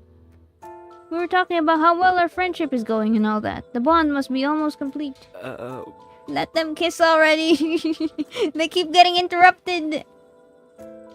Go on, Mori. We'll talk another time. You follow Tiago back to the party, where the string quartet used to be. Koru is now setting up a DJ mixing board. Tiago stands next to her. They fiddle with a few buttons and cables, and he high-fives Koru. As Tiago heads back toward you, Koru starts playing electronic music. Yo! Sana is giving it her all at the dance floor with Gamo. Other myths are watching them with amusement. Some are starting to join in. My nose is itchy. As they dance very close together, they brush hands and exchange smiles. They're both blushing. They're finally together? Oh. Well, has something happened between them? It's not the most romantic music to dance to, but people seem to like it. I don't know how Koru convinced the professor, but I'm glad it worked out. What is this BGM? I don't know, man! I don't know! It's EDM! Koru took lessons with Porter Robinson. Don't worry, this is a banger. Do you wanna dance? Maybe some other time. Mori, sorry. I wanted to go find Drac to make sure everything's okay with the catering. But you stay here and have fun. With this music, dancing doesn't seem quite so bad, and I don't want to drag you into work. Tiago makes a move to leave, but you can tell he's hesitating. He looks you in the eyes and takes a deep breath. Mori, before I go, there's something I need to tell you. I wanted to thank you for keeping me company tonight. And since yesterday, actually. You know I hate this party. Every year it's gotten harder for me to put up with it. But this time it's been different. And that's thanks to you. Ever since we met, you've been treating me great, showing me so much understanding. And I feel like we're connecting on the most important things. I'm so grateful that you chose me. I know I joke around and say I was the best choice, but I know the others were too. They're my friends after all. But even so, you decided to give it a try with me, and that really touches me. To be completely honest, I'm starting to feel bad about forming a bond so quickly, because forming one would mean you'd leave, and I don't like that. I'd like you to stay here longer, so that we can do more things together. As friends, of course. And now I'm going to find Drac. I'll try not to be too long, okay? I'll come find you in a bit. Alright, Tiago. I'll be here on the dance floor. I thought I was playing one of those old Roblox games. Hey, don't harp on my girl Koru. She's doing her best. She took DJ lessons in the human realm. Tiago bolts before you can say anything, red as a beetroot. A smile slips from you as you watch him with fondness while he disappears into the crowd. As you watch Tiago walk away, you realize you really need to use the bathroom. You don't know where it is, but you decide to go look for it. Booze Zero is a maze. After wandering around for a while, you find yourself walking down the hallway where the professor's office is. As you walk past the office door, you hear noises coming from inside. Someone is in there. Could it be El Coco who has woken up? Or maybe it's Boo trying to escape the party by doing a little work. It could also be an intruder. What do you do? Knock on the door. No one answers, but the noises stop. Whoever is inside knows they shouldn't be there. What do you do? Hello? Is anyone there? No one answers. What do you do? Do we enter the office? Holy moly.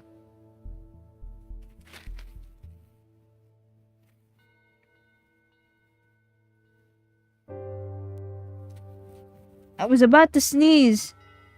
It didn't happen. The sneeze didn't happen. I wanted to sneeze.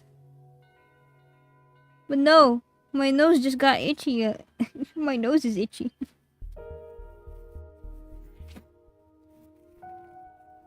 We enter the office. Sneeze, cancel, sob, cry. Sad emoji, sad emoji. Sad emoji, sad emoji, sad emoji, sad emoji, sad emoji, sad emoji, sad emoji. No sneeze, sad emoji.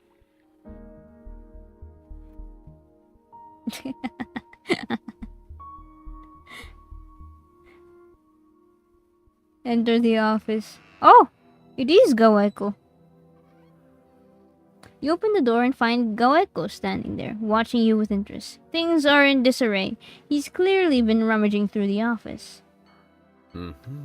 There you are. I've been looking for you. Me? You were absent from the ballroom, so I proceeded to... Well, to resume my mission. What's your mission? I would rather keep it private, Maitya. However, your usefulness. However, your usefulness cannot be ignored. There is a certain object I wish to locate.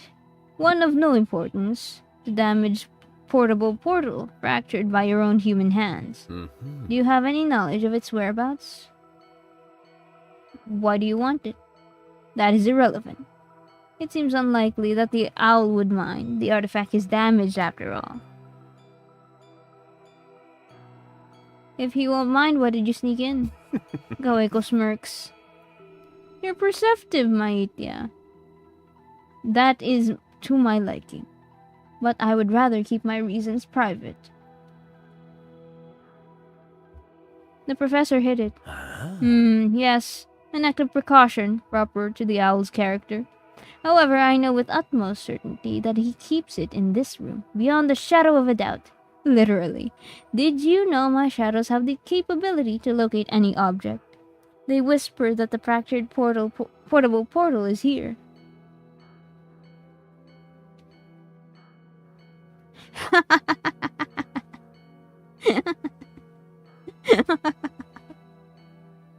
That's hilarious. Oh, wait, hold on. I need to save. Good, I'll leave you to it. Bye. What's the hurry, Maitya? Is it Maitya, right? I forget.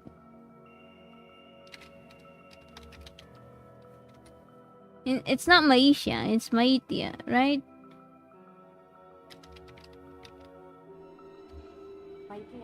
Maitya.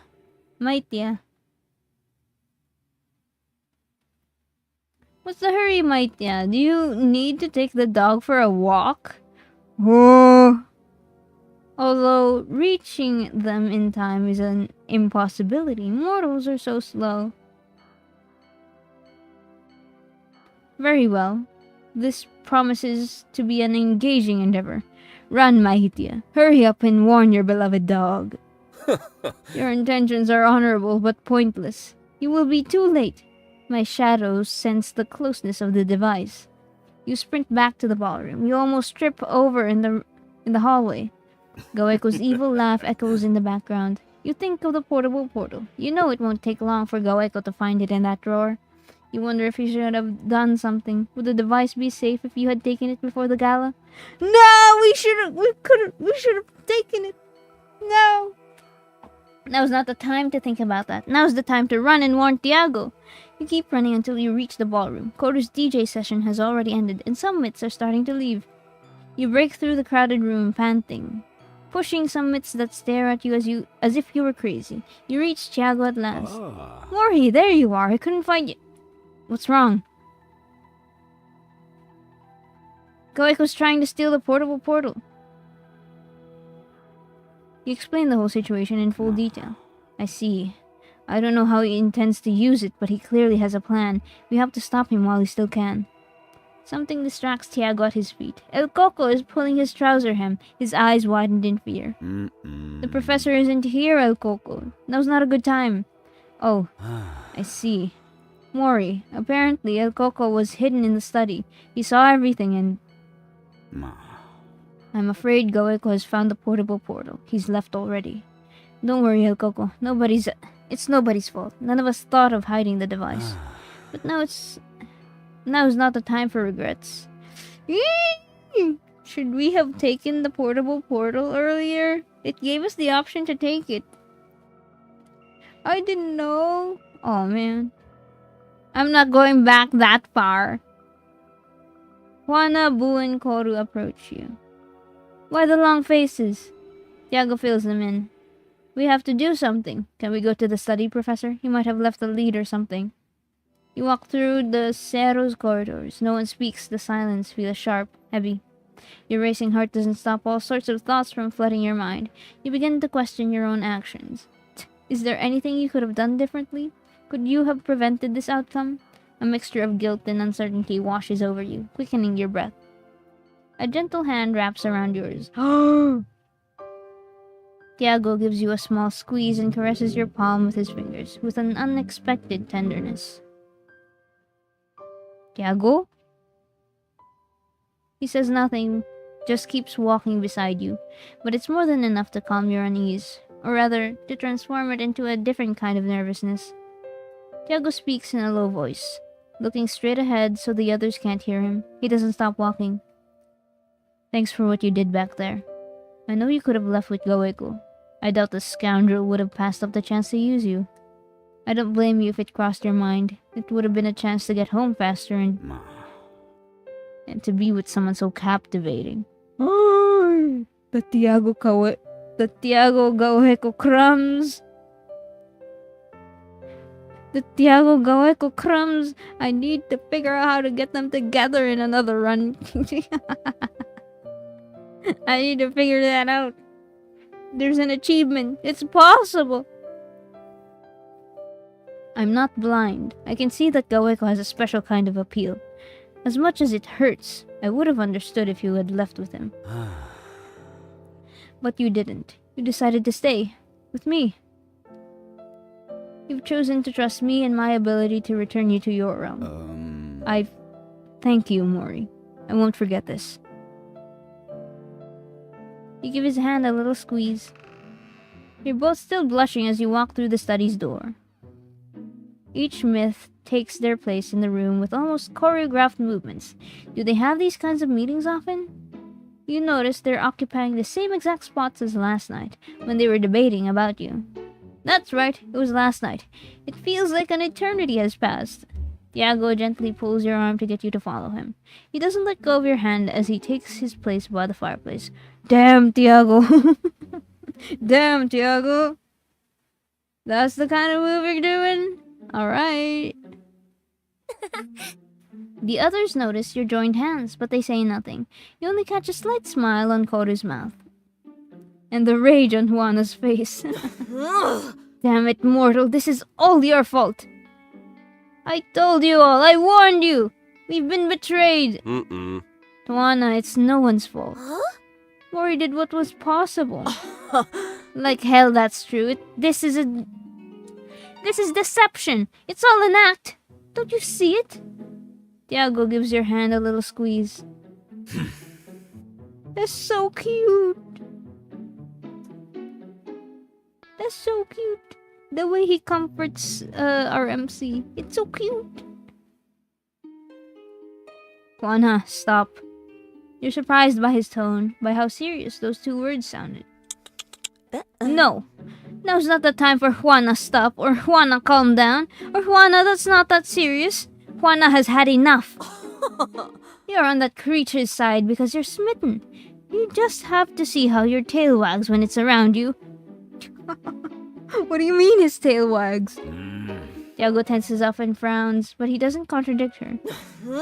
You're not thinking straight. We can't trust your judgment in this situation. This is a matter of life or death. Life and death. The rest of you can see it, right? It's dangerous. You know I'm right. Is she referring to me? Is she referring to Mori? Is the it Mori? You feel Tiago's hand growing increasingly tense, but his breathing shows he's trying to stay calm. What I know is what dawggg is like. And you know it too, Juana. Yes, I do. Yes, I do. I know what he's like and what humans are like. These two are birds of a feather. Actually, why is the creature here? We need to come up with a plan. If this thing hears it, it's just a matter of time before it gets to Gaweko. Tiago takes a deep breath, but his pulse is racing faster and faster. The others keep talking. Mori is under our protection. It's too late to just wash our hands of this. Not my problem. This is way more serious than protecting a random human. But if Gaweko kidnapped Mori, it would be much worse. Not even Gaweko would want to kidnap this creature. He could have done it at the gala, and it didn't happen. Juana, that's cruel. What if Mori hides in the dungeons? Would you feel better, Juana? Or with Drac? They can take care of El Coco. A human can't help with anything else anyway. The myths keep arguing, talking over each other, raising their voices higher and higher. You're not liking their ideas. Some are even offensive. Tiago's frown deepens, and you'd swear you hear a growl forming in his throat. Enough! Enough! You get startled. The others jump too. Was it just as strange for them to hear Tiago speak like that? I won't tolerate you talking about Mori like that. Are you blind? They're right here! They're right in front of you! Mori's just as much a victim as we are. Maybe even more so. We don't know Gaweko's exact plans, but it's clear he's targeting the human realm. Mori's home, family, friends, and life. We won't let that happen. We're going to work together to fix this, as a team, including Mori. And I'm only going to say this once. I want to save my power for the God of Darkness. But if anyone threatens, disrespects, or even questions Mori again, I won't hesitate to start early. I don't care if you're my friends. Is that clear? No one says a word. Your heart is pounding. Your cheeks are burning. You lower your head so they won't notice, especially Tiago. The myths nod in agreement. An outburst like this is clearly unusual for Tiago. Alright. Now that we're all on the same page, Juana, you owe Mori an apology. What? No. No. Fine. I won't say anything else because I want us to start thinking of a plan for Gaweko. But I'm not going to apologize to a human being. Never. Juana, it's not that big of a deal. That's for me to decide. Tiago, maybe we can skip that part. It's a matter of respect. They start arguing again, shouting. Koru starts crying. Boo doesn't know which way to turn. Juana is red with rage. Man, my nose is itchy. Keep arguing, guys. I'm just going to scratch my nose.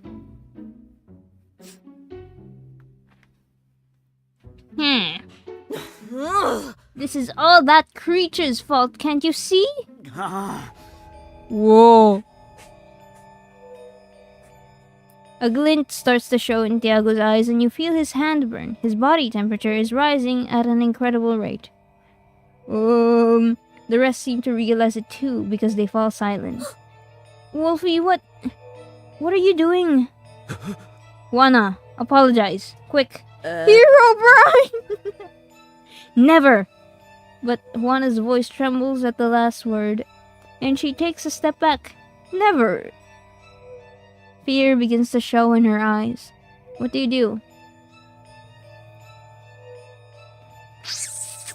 What do we do? Chat! What do we do? What do we do? What do we do? What are we doing? What do we do? What do you want to do? Chat, I'll let you decide. I'm going to scratch my nose.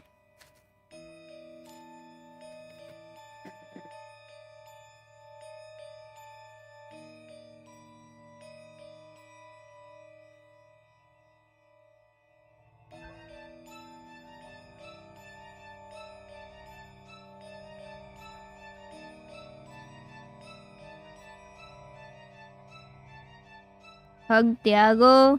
Okay.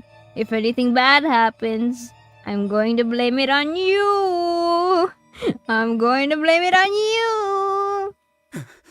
Tiago tenses up, but doesn't resist. His body is burning. You stay like this for several seconds. The rest watch you without opening their mouths or moving a single muscle. You wonder how much longer you can stand the heat radiating from him. You're getting burned, your skin hurts, but you don't let go. You soon feel his body temperature drop. The unsettling glow in his eyes fades. He seems to snap out of a trance and looks at you, confused. You take a step back and smile at Tiago, who's still looking around in confusion. Oh! It's like he passed out or something. It's like he passed out or something. He wasn't aware of what was happening to him? What? I think this whole thing with dawggg has overwhelmed me. I shouldn't have taken it out on you guys. I'm sorry. I'm sorry too. I spoke without thinking. Me too. You all turn to look at Juana, who hasn't apologized yet. Alright. Mortal, I apologize, okay? And to you too, Tiago. You smile and the rest do the same. Juana is pouting, but the important thing is that you've all calmed down. Thank you for what you did, Mori. I don't know what came over me. I do. You were on the verge of a magic outbreak. I do. Actually, I do. You're on the verge of a magic outbreak. I'm sorry. I'm slandering Professor Boo. I haven't witnessed this in decades. Why are you smiling, Professor? That's bad, right? It sounds bad. Really bad. It's bad and good at the same time. A magic outbreak is dangerous. Tiago could have destroyed the entire building. Tiago looks away, embarrassed. But the fact that this happened to him after so many years could mean his magic is returning. It's just a guess, but it gives me hope. I don't even know how to process this. We'll process it later. It's not our priority right now. What we need to ask ourselves is, what's gotten into dawggg? Nothing's gotten into him. He's always been a scoundrel. Yeah, but tonight, he's never gone this far before. Or maybe you just didn't want to see how serious it was. Don't start with that. Is there any point making guesses? Shouldn't we just stop him and be done with it? We can't stop him if we don't know what he's up to. We know we know it's nothing good. And we know where he is. Probably. We have to go to his cave. Right now.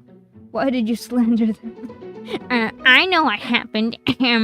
Actually, he was experiencing a magic outbreak.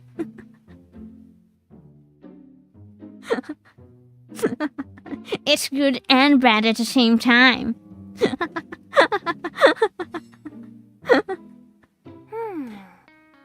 I was trying to lock in.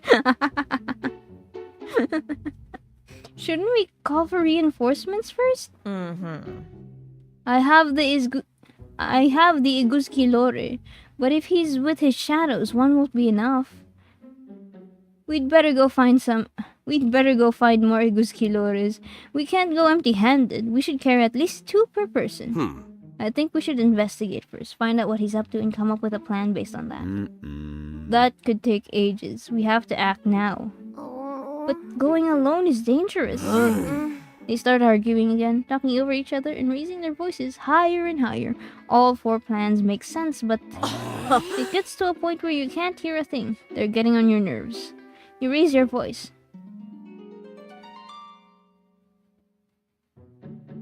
For goodness sake, you're hundreds of years old. Stop acting like children. What if we put it to a vote? Do I want to be the rational person in the room right now? Or do I want to burst and... You mocking them made me crack a smile. What?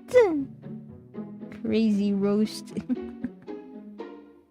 No. Are you guys like a little late? Is my stream like running a little late or something? Cause you guys are reacting to my like stuff a bit a bit too late. I have ultra low latency already.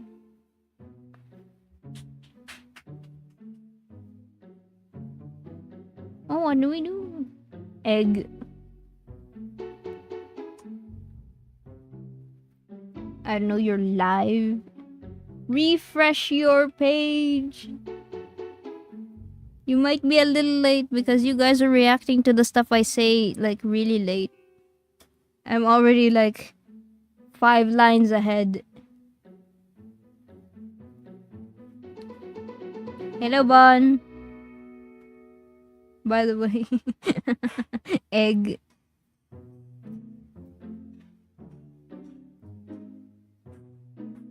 One? Do we go crazy? Go mad with power? I already have it saved anyway, so we could do that. I could just what's it called? Save scum. Maximum 10-second delay. Wow! You can also put the live stream at ×2 speed to bring it up to like the current like stream relay. That's what I do whenever I like watch a stream and I notice that there's a delay. Let's do one. Everyone turns to look at you, eyes wide. Tiago lets out a little laugh. Juana opens her mouth and you brace yourself for the scolding you're about to get. At least you've gotten used to it. But instead she bursts out laughing. Oh, the creature has a temper. The creature, la criatura. The rest look at her with a mix of surprise, relief, and satisfaction. Yeah, thank goodness, because that's a good point. Mori, what do you suggest we do? How about we put it to a vote? The myths fall silent and turn toward you. You look at Tiago, who smiles and nods. That puts you at ease. Mori has a very good point. Hard as it is to admit, it's true. Humans are very clever. Well, I don't think I like this kind of glazing. It's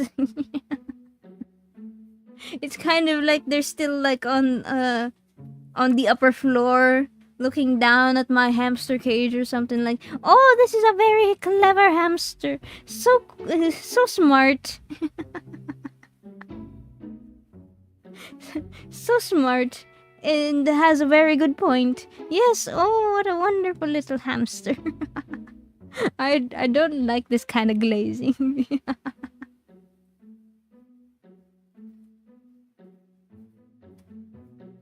I didn't know you could put the stream at 2x speed if you can't rewind the stream. You can! I've been watching a bunch of streams on YouTube, and whenever I notice that, like, there's a delay, there's like a delay from what chat is reacting to versus what I'm seeing on the player, I click the ×2 speed to catch up to like the live, the current live. So condescending. No, it's proper praise. I'd say it's proper praise, but it's like praise that you'd get from older people when you're a kid. It's like, oh, they're so smart, they're so clever. What a bright child, or stuff like that. It does not like when I do that. What do you mean? What do you mean it? What do you mean it? Who are you referring to? Who are you referring to by it? Let's vote. Not so fast. There's a reason we never vote. Oh, right. What's the problem?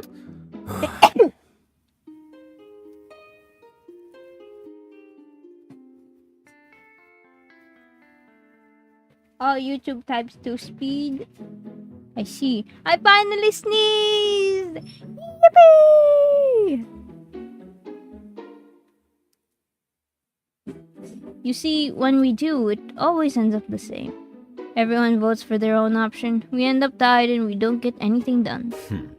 That's why we never vote. That's not very efficient. That sounds familiar. I saw it in a movie. What if you make it so you can't vote for your own opinion? Well, we did try to put that new rule to a vote, and you can imagine the result. We're a lost cause. It doesn't matter now. Mori's here to break ties. We won't have that problem anymore. It must have some redeeming. It must have some redeeming quality. Mori, what's your vote? Why am I going to pick?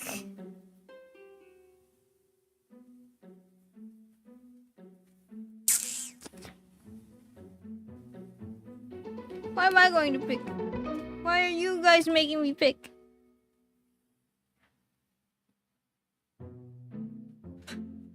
What do you guys want to do? Do we agree with Tiago and head to the cave immediately? Do we help?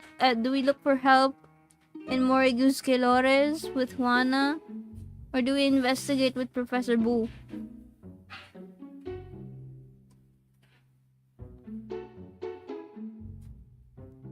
I think he hasn't harmed us yet. Gaweko. When he basically kidnapped us.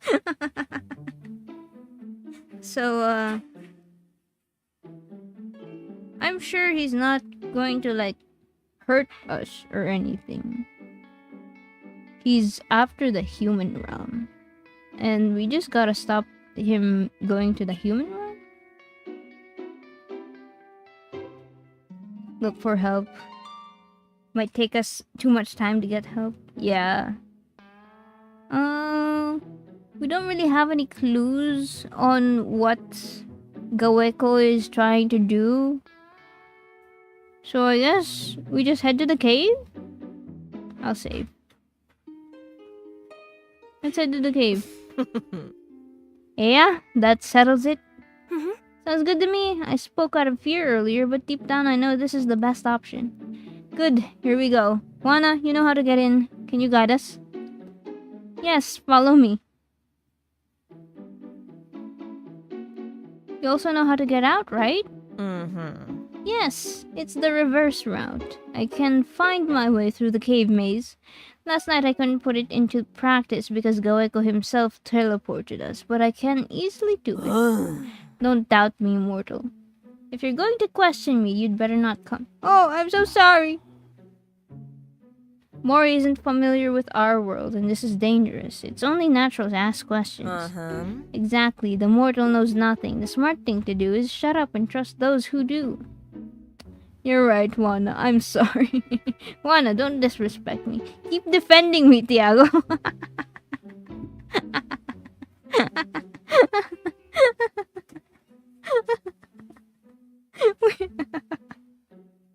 Why are these choices so hilarious, bro? What do you want to do? Keep defending me. I really want to click this. I'm clicking this. Go on, hide behind your boyfriend. Oh, what a great idea, bringing such a cowardly creature to the lair of the god of darkness.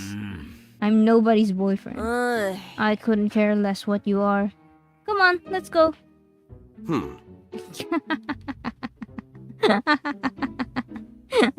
Wait, I wonder, what's the other choices then? You're right, Juana. I'm sorry. Don't suck up to me, mortal. And have some backbone. Oh. But okay, I accept your apology. Oh.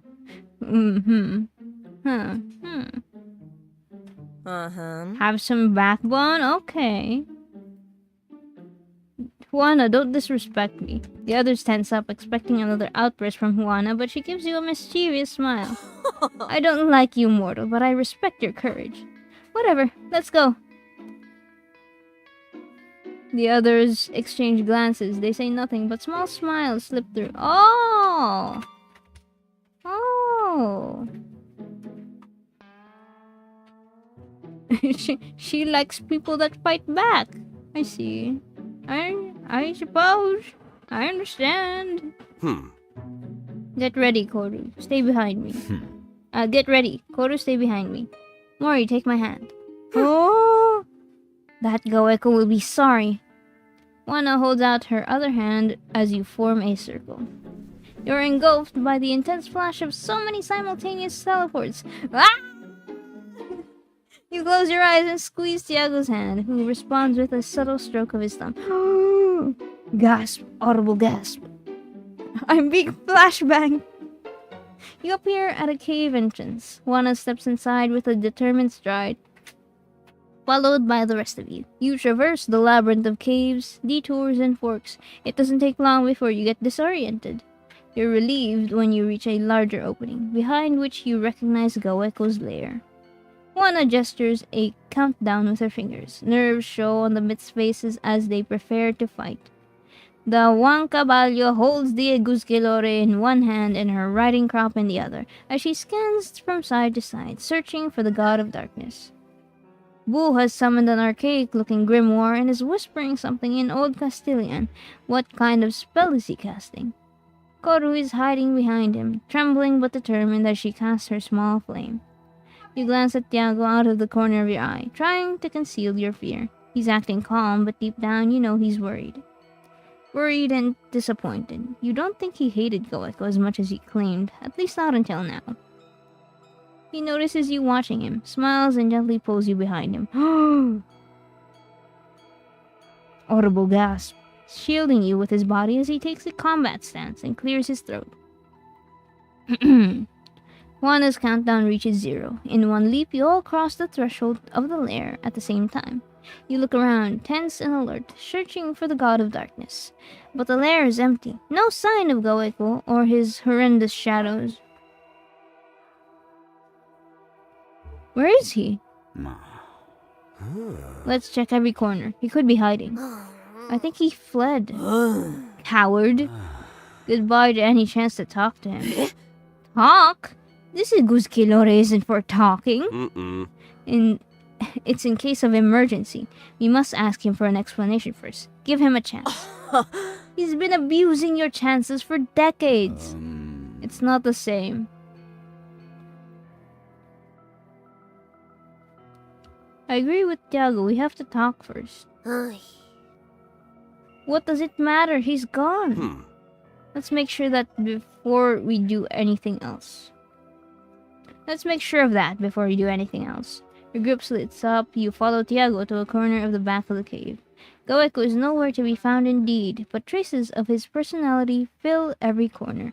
Literally, the walls are covered in scribbles. You recognize sketches of the terrifying shadow creatures. You study them up close. They're not just scribbles, but careful, detailed paintings. The strokes are precise, and it's clear the colors have been chosen and mixed with intent. These shadowy figures feel just as unsettling as the real ones. Did Goeko make these? Tiago looks at the paintings with bewilderment, but also with fascination. I wonder if it's a trick of his. We don't know how he summons them or how he controls them. But aesthetically, they're fascinating. It's undeniable. Tiago Goeko crumbs. You advance through the cave, observing the walls. The shadows give way to a different kind of painting. Wild plants and flowers, vibrantly colored insects, and all kinds of birds, from tiny sparrows to imposing vultures. They're all gorgeous. You can't look away. A glance at Tiago tells you that the same thing has happened to him. He is hypnotized by the works of art.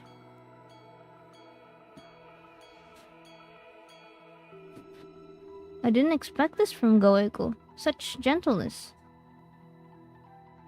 Tiago doesn't seem to hear you. He's mesmerized by the paintings. Not wanting to interrupt him, you keep moving along the cave, admiring the decorated walls. You come across another wall overflowing with colorful figures. This time, it's not specters, plants, or birds filling the surface. They're portraits of people, strange creatures, and legendary-looking animals. Most of the myths don't look familiar, but you do recognize some faces from the gala. You study them more closely, searching for a familiar face. Boo is the easiest to spot. His silver hair is unmistakable, and he's one of the few myths who wear glasses. Why did Goeko draw owl wings on him? Is that his true form, or an artistic interpretation? You assume the latter. Boo wouldn't be so concerned about his myth form if it were just a pair of wings. You find Juana. Goeko has captured her defiant gaze, the silkiness of her hair and her suggestive curves. She's depicted dancing, which makes the painting dynamic, giving it a captivating energy. Koru's portrait is soft, innocent. Her hair is painted strand by strand. Not a single detail is missed. The witch is hugging a plush-like ball you immediately recognize as El Coco, with its thin little legs and huge eyes. Goeko has nailed both of them. Tiago is the last one you find, which is odd, given that his portrait is larger than the rest. Much larger. It's placed at the center of the mirror, and it looks even more detailed than the others. You compare it to the real Tiago, who's approaching you at this very moment. They're identical. The shape of his fringe is an exact match. The slight tilt of one ear compared to the other, the half smile you like so much. Tiago notices it too. He made you look divine. Yours is bigger, the painting. Yours is bigger, the painting. I can't deny it's impressive. The resemblance is almost scary. He's captured my dazzling beauty perfectly. He says it as a joke, feigning indifference, but he blushes a little. Tiago squints as he studies the portrait. Is that my little mole on my left ear? How is that possible? Bro, he's so into you. I need to make it happen. How do I make it happen? It's minuscule and covered by my hair. Almost no one even knows I have it. You look at his left ear, the real Tiago's left ear. There it is, a tiny brown spot. It's subtle. Can I see it in the sprite? I don't know. It's subtle. So subtle it's hard to see. Especially now that his ears and cheeks are flushed bright red. Well, it's not that strange that he noticed, right? I'm used to everyone analyzing me, picking up on me. Gotta go, something's wrong with the car. Alright, Bon. See you later. Actually, this should scare me. I'm sure he was studying me to figure out how to defeat me. Yes, exactly. This is terrifying. I feel watched, stalked. I don't like it. I wonder what this means. Tiago looks away, blushing more and more. You gaze at the incredible work of art.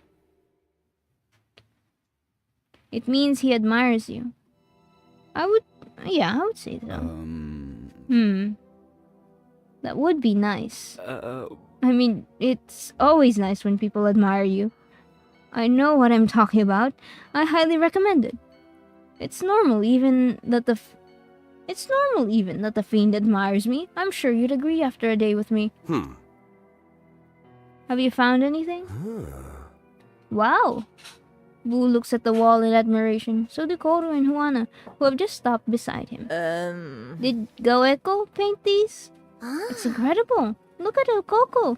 It turned out so cute. I'd love a keychain with that design. They're all extraordinary.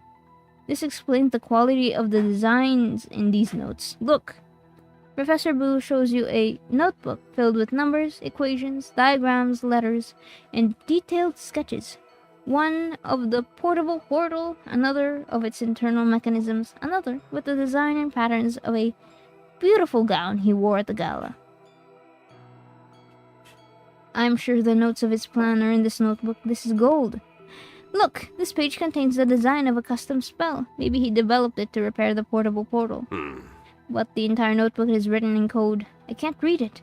Not without decoding it first. I have to go too. Bye, y'all. See you next stream. Alright, Ahmed. See you. Could it be in Basque? Goeko is Basque.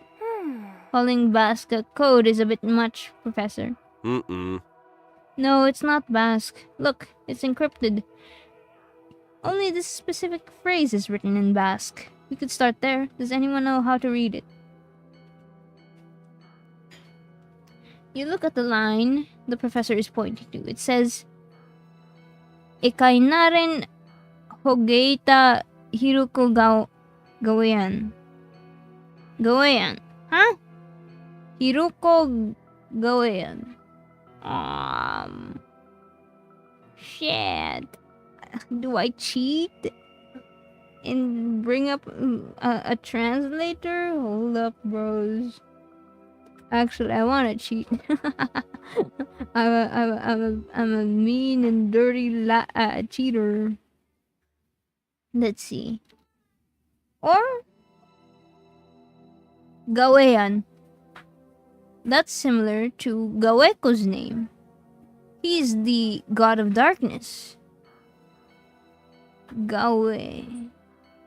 That might be night. Night means night of the 23rd. Tomorrow at dawn. Let's see. If I'm right and it's night, I'm so amazing and incredible and smart.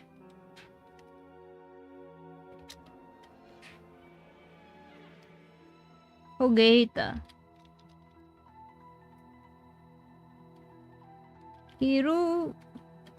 Hiruko Gawayan. It is the night of the 23rd! Oh! I was right! Gawayan means night. And that's similar to Gaweko's name. The god of darkness. I'm right! Incredible! I'm amazing! I'm so smart! Everyone looks at you with curiosity. It's great that you speak Basque, Mori. I don't!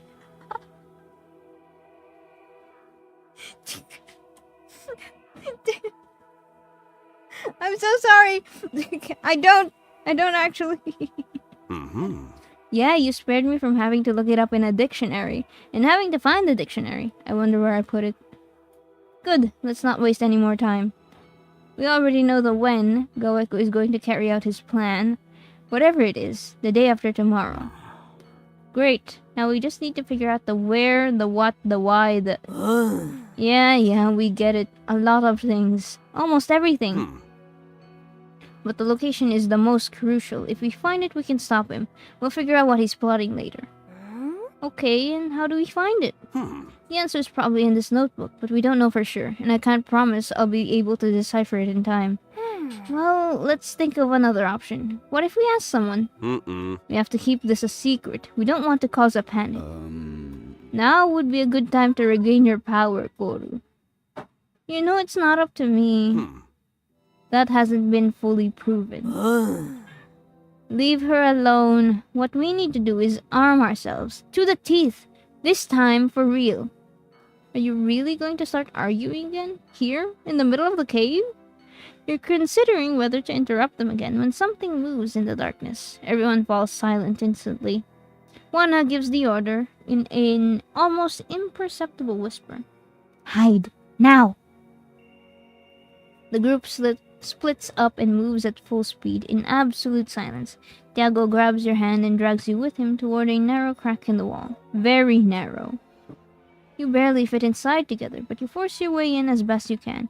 Your bodies are pinned against each other, the rough stone of the crevice at your backs. You're so close now that even the smallest movement brings your faces almost into contact. Your heart is racing. You worry that Tiago might notice and think you're a coward, or worse, that he might assume your pulse has quickened because of how close you are. Wait, which one is it? Why does it suddenly matter what he thinks? He's just a friend. What are you doing?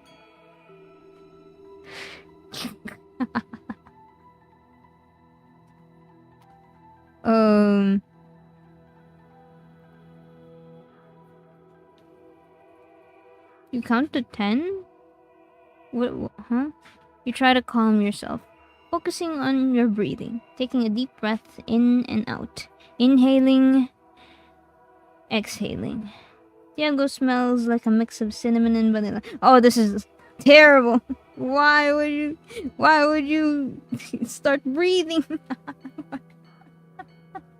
No, you have to smell him now. No! Why did you start breathing? Tiago smells like a mix of cinnamon and vanilla. Is that his usual scent, or is it from the desserts he's been making this morning? Or maybe could it be the fragrance he chose for the gala? Wait a second, if it is a perfume, did he put it on for you? For your date at the gala? No, impossible.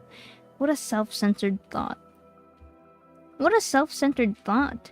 He's just a friend, you tell yourself. Even though a part of you wishes it were true. These thoughts aren't helping you calm down. Quite the opposite. You should change your approach. For example, you could focus on Tiago's breathing. Tiago's breaths are deep, relaxed, and steady. Thank goodness he's calm. You focus on the rhythm of his chest expanding and contracting. The closeness lets you feel his heartbeat. You focus on that and it doesn't add up. His pulse is racing, completely out of sync with the calm rhythm of his breathing. Insane!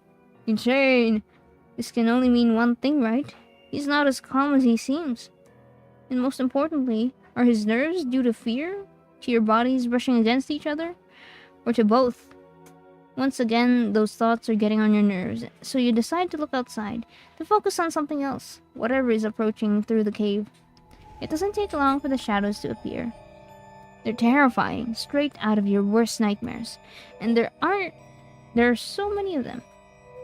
They roam the cave, sniffing around, trying to find any trace of intruders. Wait a minute. Of course, they're looking for you.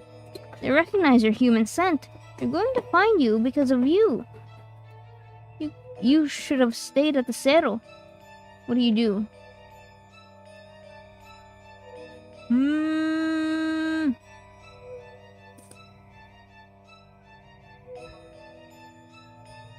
Alright, let's pull a move on Tiago. You take his hand. Tiago returns the gesture, squeezing your hand. Your nerves only get worse. It's true. This won't solve anything. You need to stay calm. You're already in the situation, so, apologizing isn't really gonna do anything, really. The regret won't really save you from the shadows.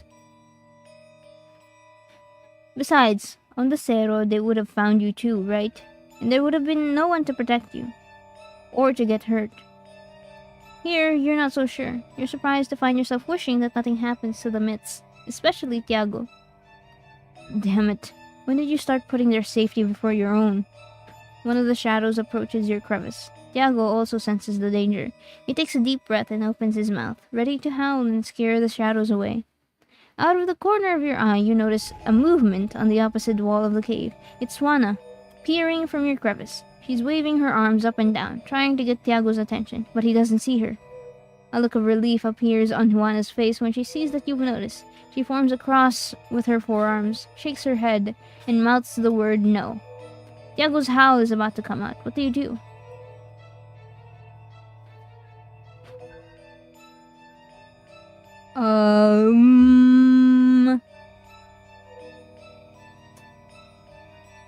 He wouldn't really. He's too focused on about me preparing to howl, so we have to stop him.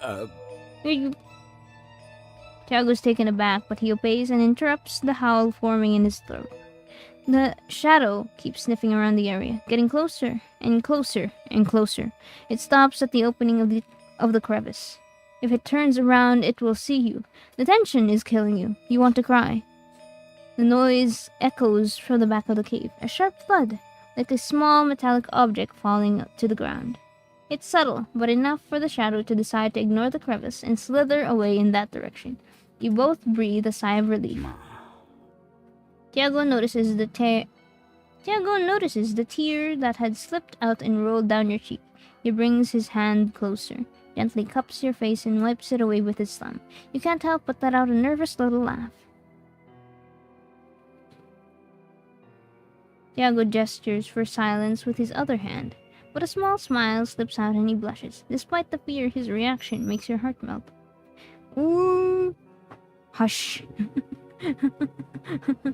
He gestures for silence. He puts up a finger to his mouth to say shh. He shushes. That's cute.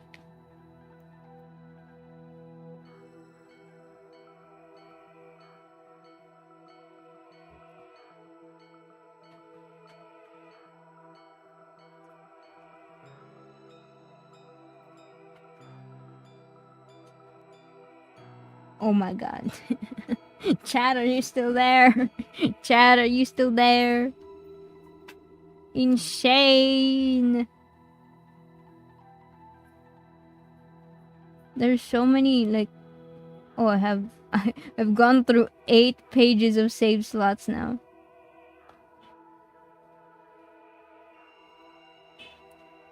Chat, what do we do? Chat, what do we do? Chat, are you still there? Chat. I have saved. I can save scum. Is this the time? Is this the time? Is this the time for this? Is this the time for this? I don't know. we just escaped, like, we just survived like a near death encounter basically. Is this the time for this? It's the time, alright. What do you mean? This one or this one? One or two? You guys pick.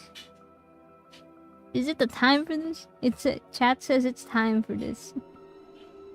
First one. You're expecting more? You don't kiss the palm of his hand? It's like an investment. Alright, gesture. Return the gesture and gently stroke his cheek. Wow, you're holding back today. Damn. You didn't want to kiss the palm of his hand, you're holding back today, just gently stroke his cheek? Okay. Okay. Alright. You're interrupted by 2 arms that grab you by the wrist and drag you out of the crevice. You almost scream in fright, but it's Boo and Juana, with Koro behind them watching the shadows that have gathered in the background. Without giving you time to look at anything else, they drag you toward the exit, silently but quickly. The shadows then turn around. You remain silent as you make your way back through the caves, until you reach the entrance of the mountain. Without stopping for a second, you take each other's hands and teleport back to Cerro del Boo.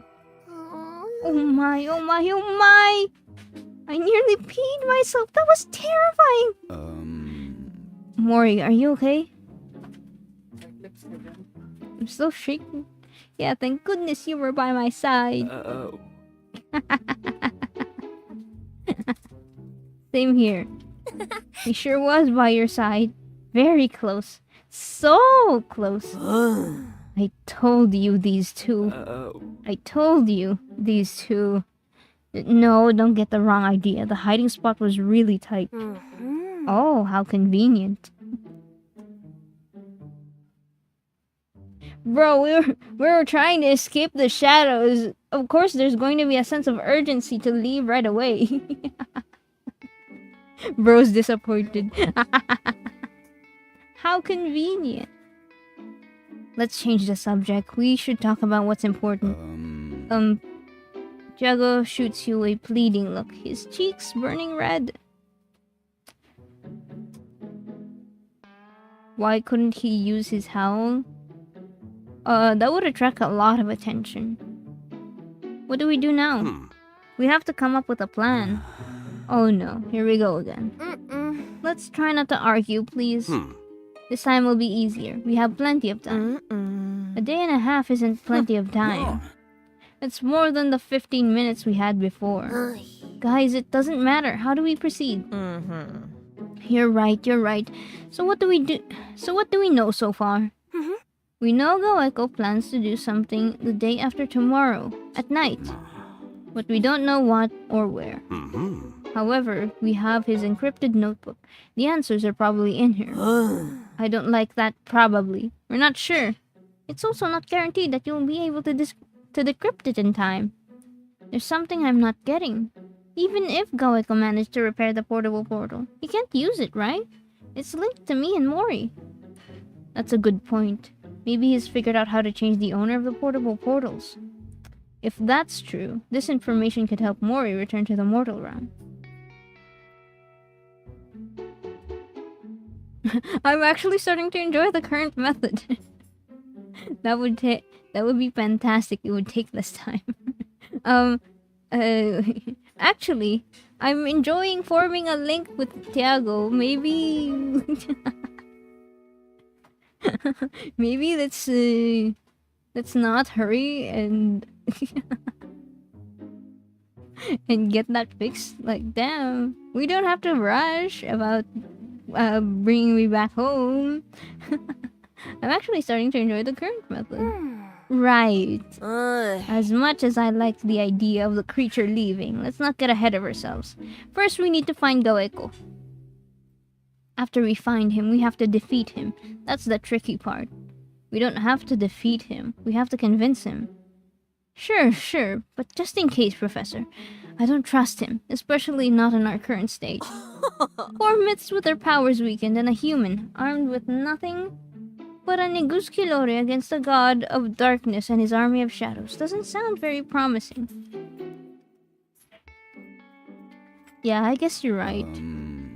So, what do we prioritize? Deciphering the notebook, searching every nook and cranny, getting more weapons? Everything seems important. We should split up. You're glad to see Juana not only doesn't question you, but shows interest in what you're saying. That's not a bad idea. We don't all have to do the same thing. Yes, that would be inefficient. And this way, we're not putting all our eggs in one basket. We have a better chance that someone will succeed. I agree with the creature. I'm glad you agree, Juana. You all look at Juana. What? I just don't contradict people for the sake of it. If I think Mori is right, I have no problem admitting it. Well, even if Juana agrees, that's a sign. How should we go about this? You're glad you were able to contribute, even if it was just a small thing. And above all, you're glad that Juana called you by your name. Yippee! We got called Mori by Juana!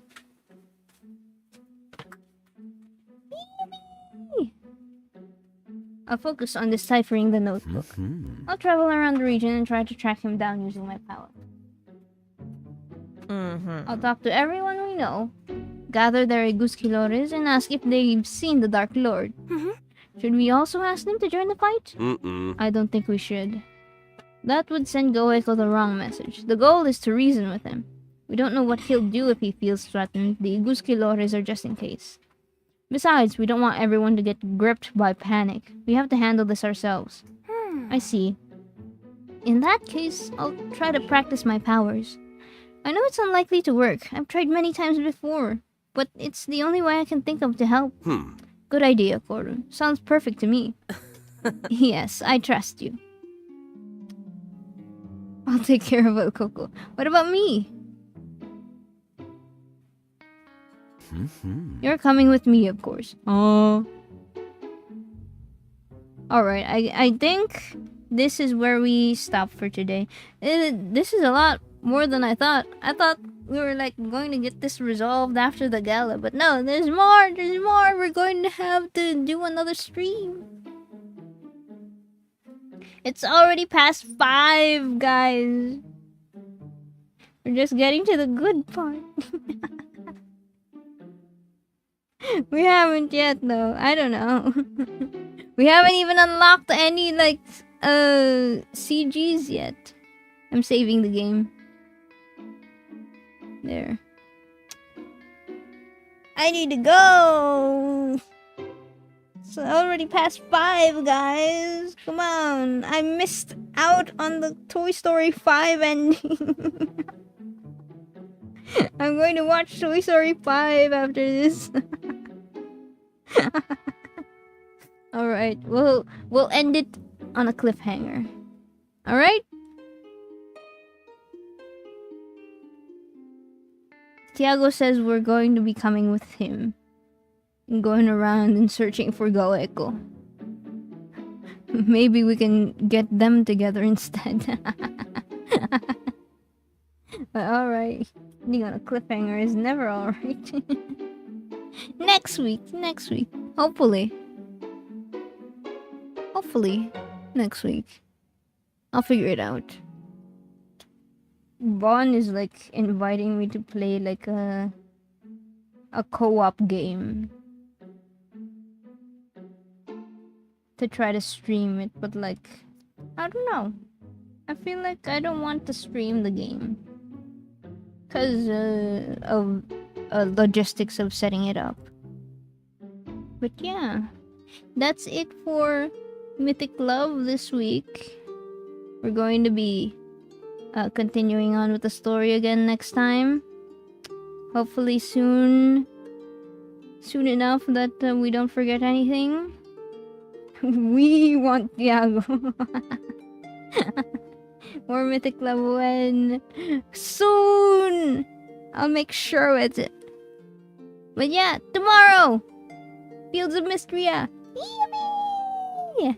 Yippee! More Fields of Mysteria. Yippee! Okay, that's it from me.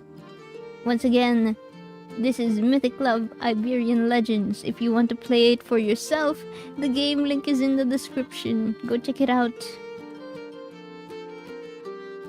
We still haven't unlocked anything. Power Surge. Tiago, altruism. I wonder. Shadow Daddy.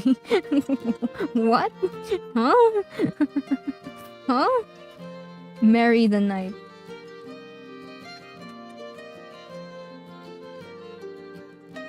Why not both? My girl is a witch. Enemies to lovers. Of course I love you. Never say that again. I was just reading out the title, bro.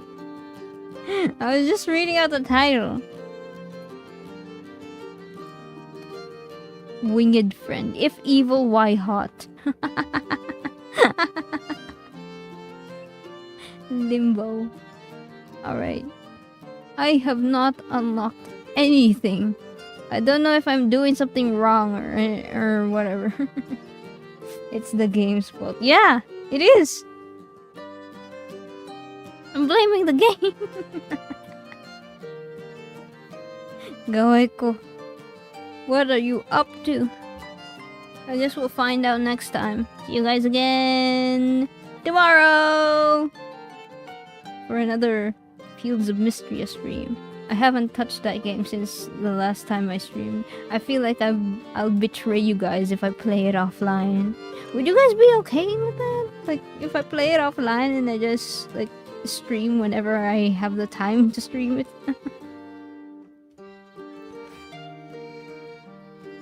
Alright. Oh! And, by the way, hold on. Let me move to the chatting screen. Yes, hello? I just thought of, like, another fan name that we could do. What do you guys think of Pop-Tarts? What about Pop-Tarts? P-U-P Tarts. Would you guys be, what do you guys think of the fan name Pop-Tarts? Huh? 4 out of 10 from my end. Why? Why? Why? Why? Well, it is a dog treat, so I might... there is, like, real dog treats called Pop-Tarts. I just like Mori. You have the first choice bias. You need to fix that. There is, like, already dog treats that I looked up that are called Pop-Tarts, so I might be scrapping that idea too. But I don't know. I just feel like Mochiko is kind of cringe now that I think about it. You're a Mochiko? What if I... It's because it's also like kind of sounds like Hachiko, the hero dog, not the hero dog, but like the famous dog that waited for his owner every day at a train station in Japan and stuff. I'm not Filipino, so I don't have that sense of cringe. Wow. Incredible. I'm so happy for you. I'm so happy you're not Filipino. I have to live with the misfortune of being Filipino, I guess. Yeah, I mean...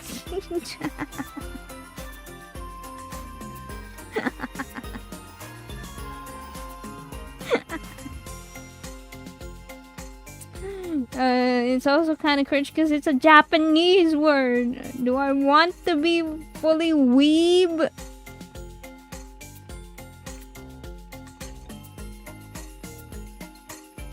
I'll figure it out. I'm still doubting myself about the fan names.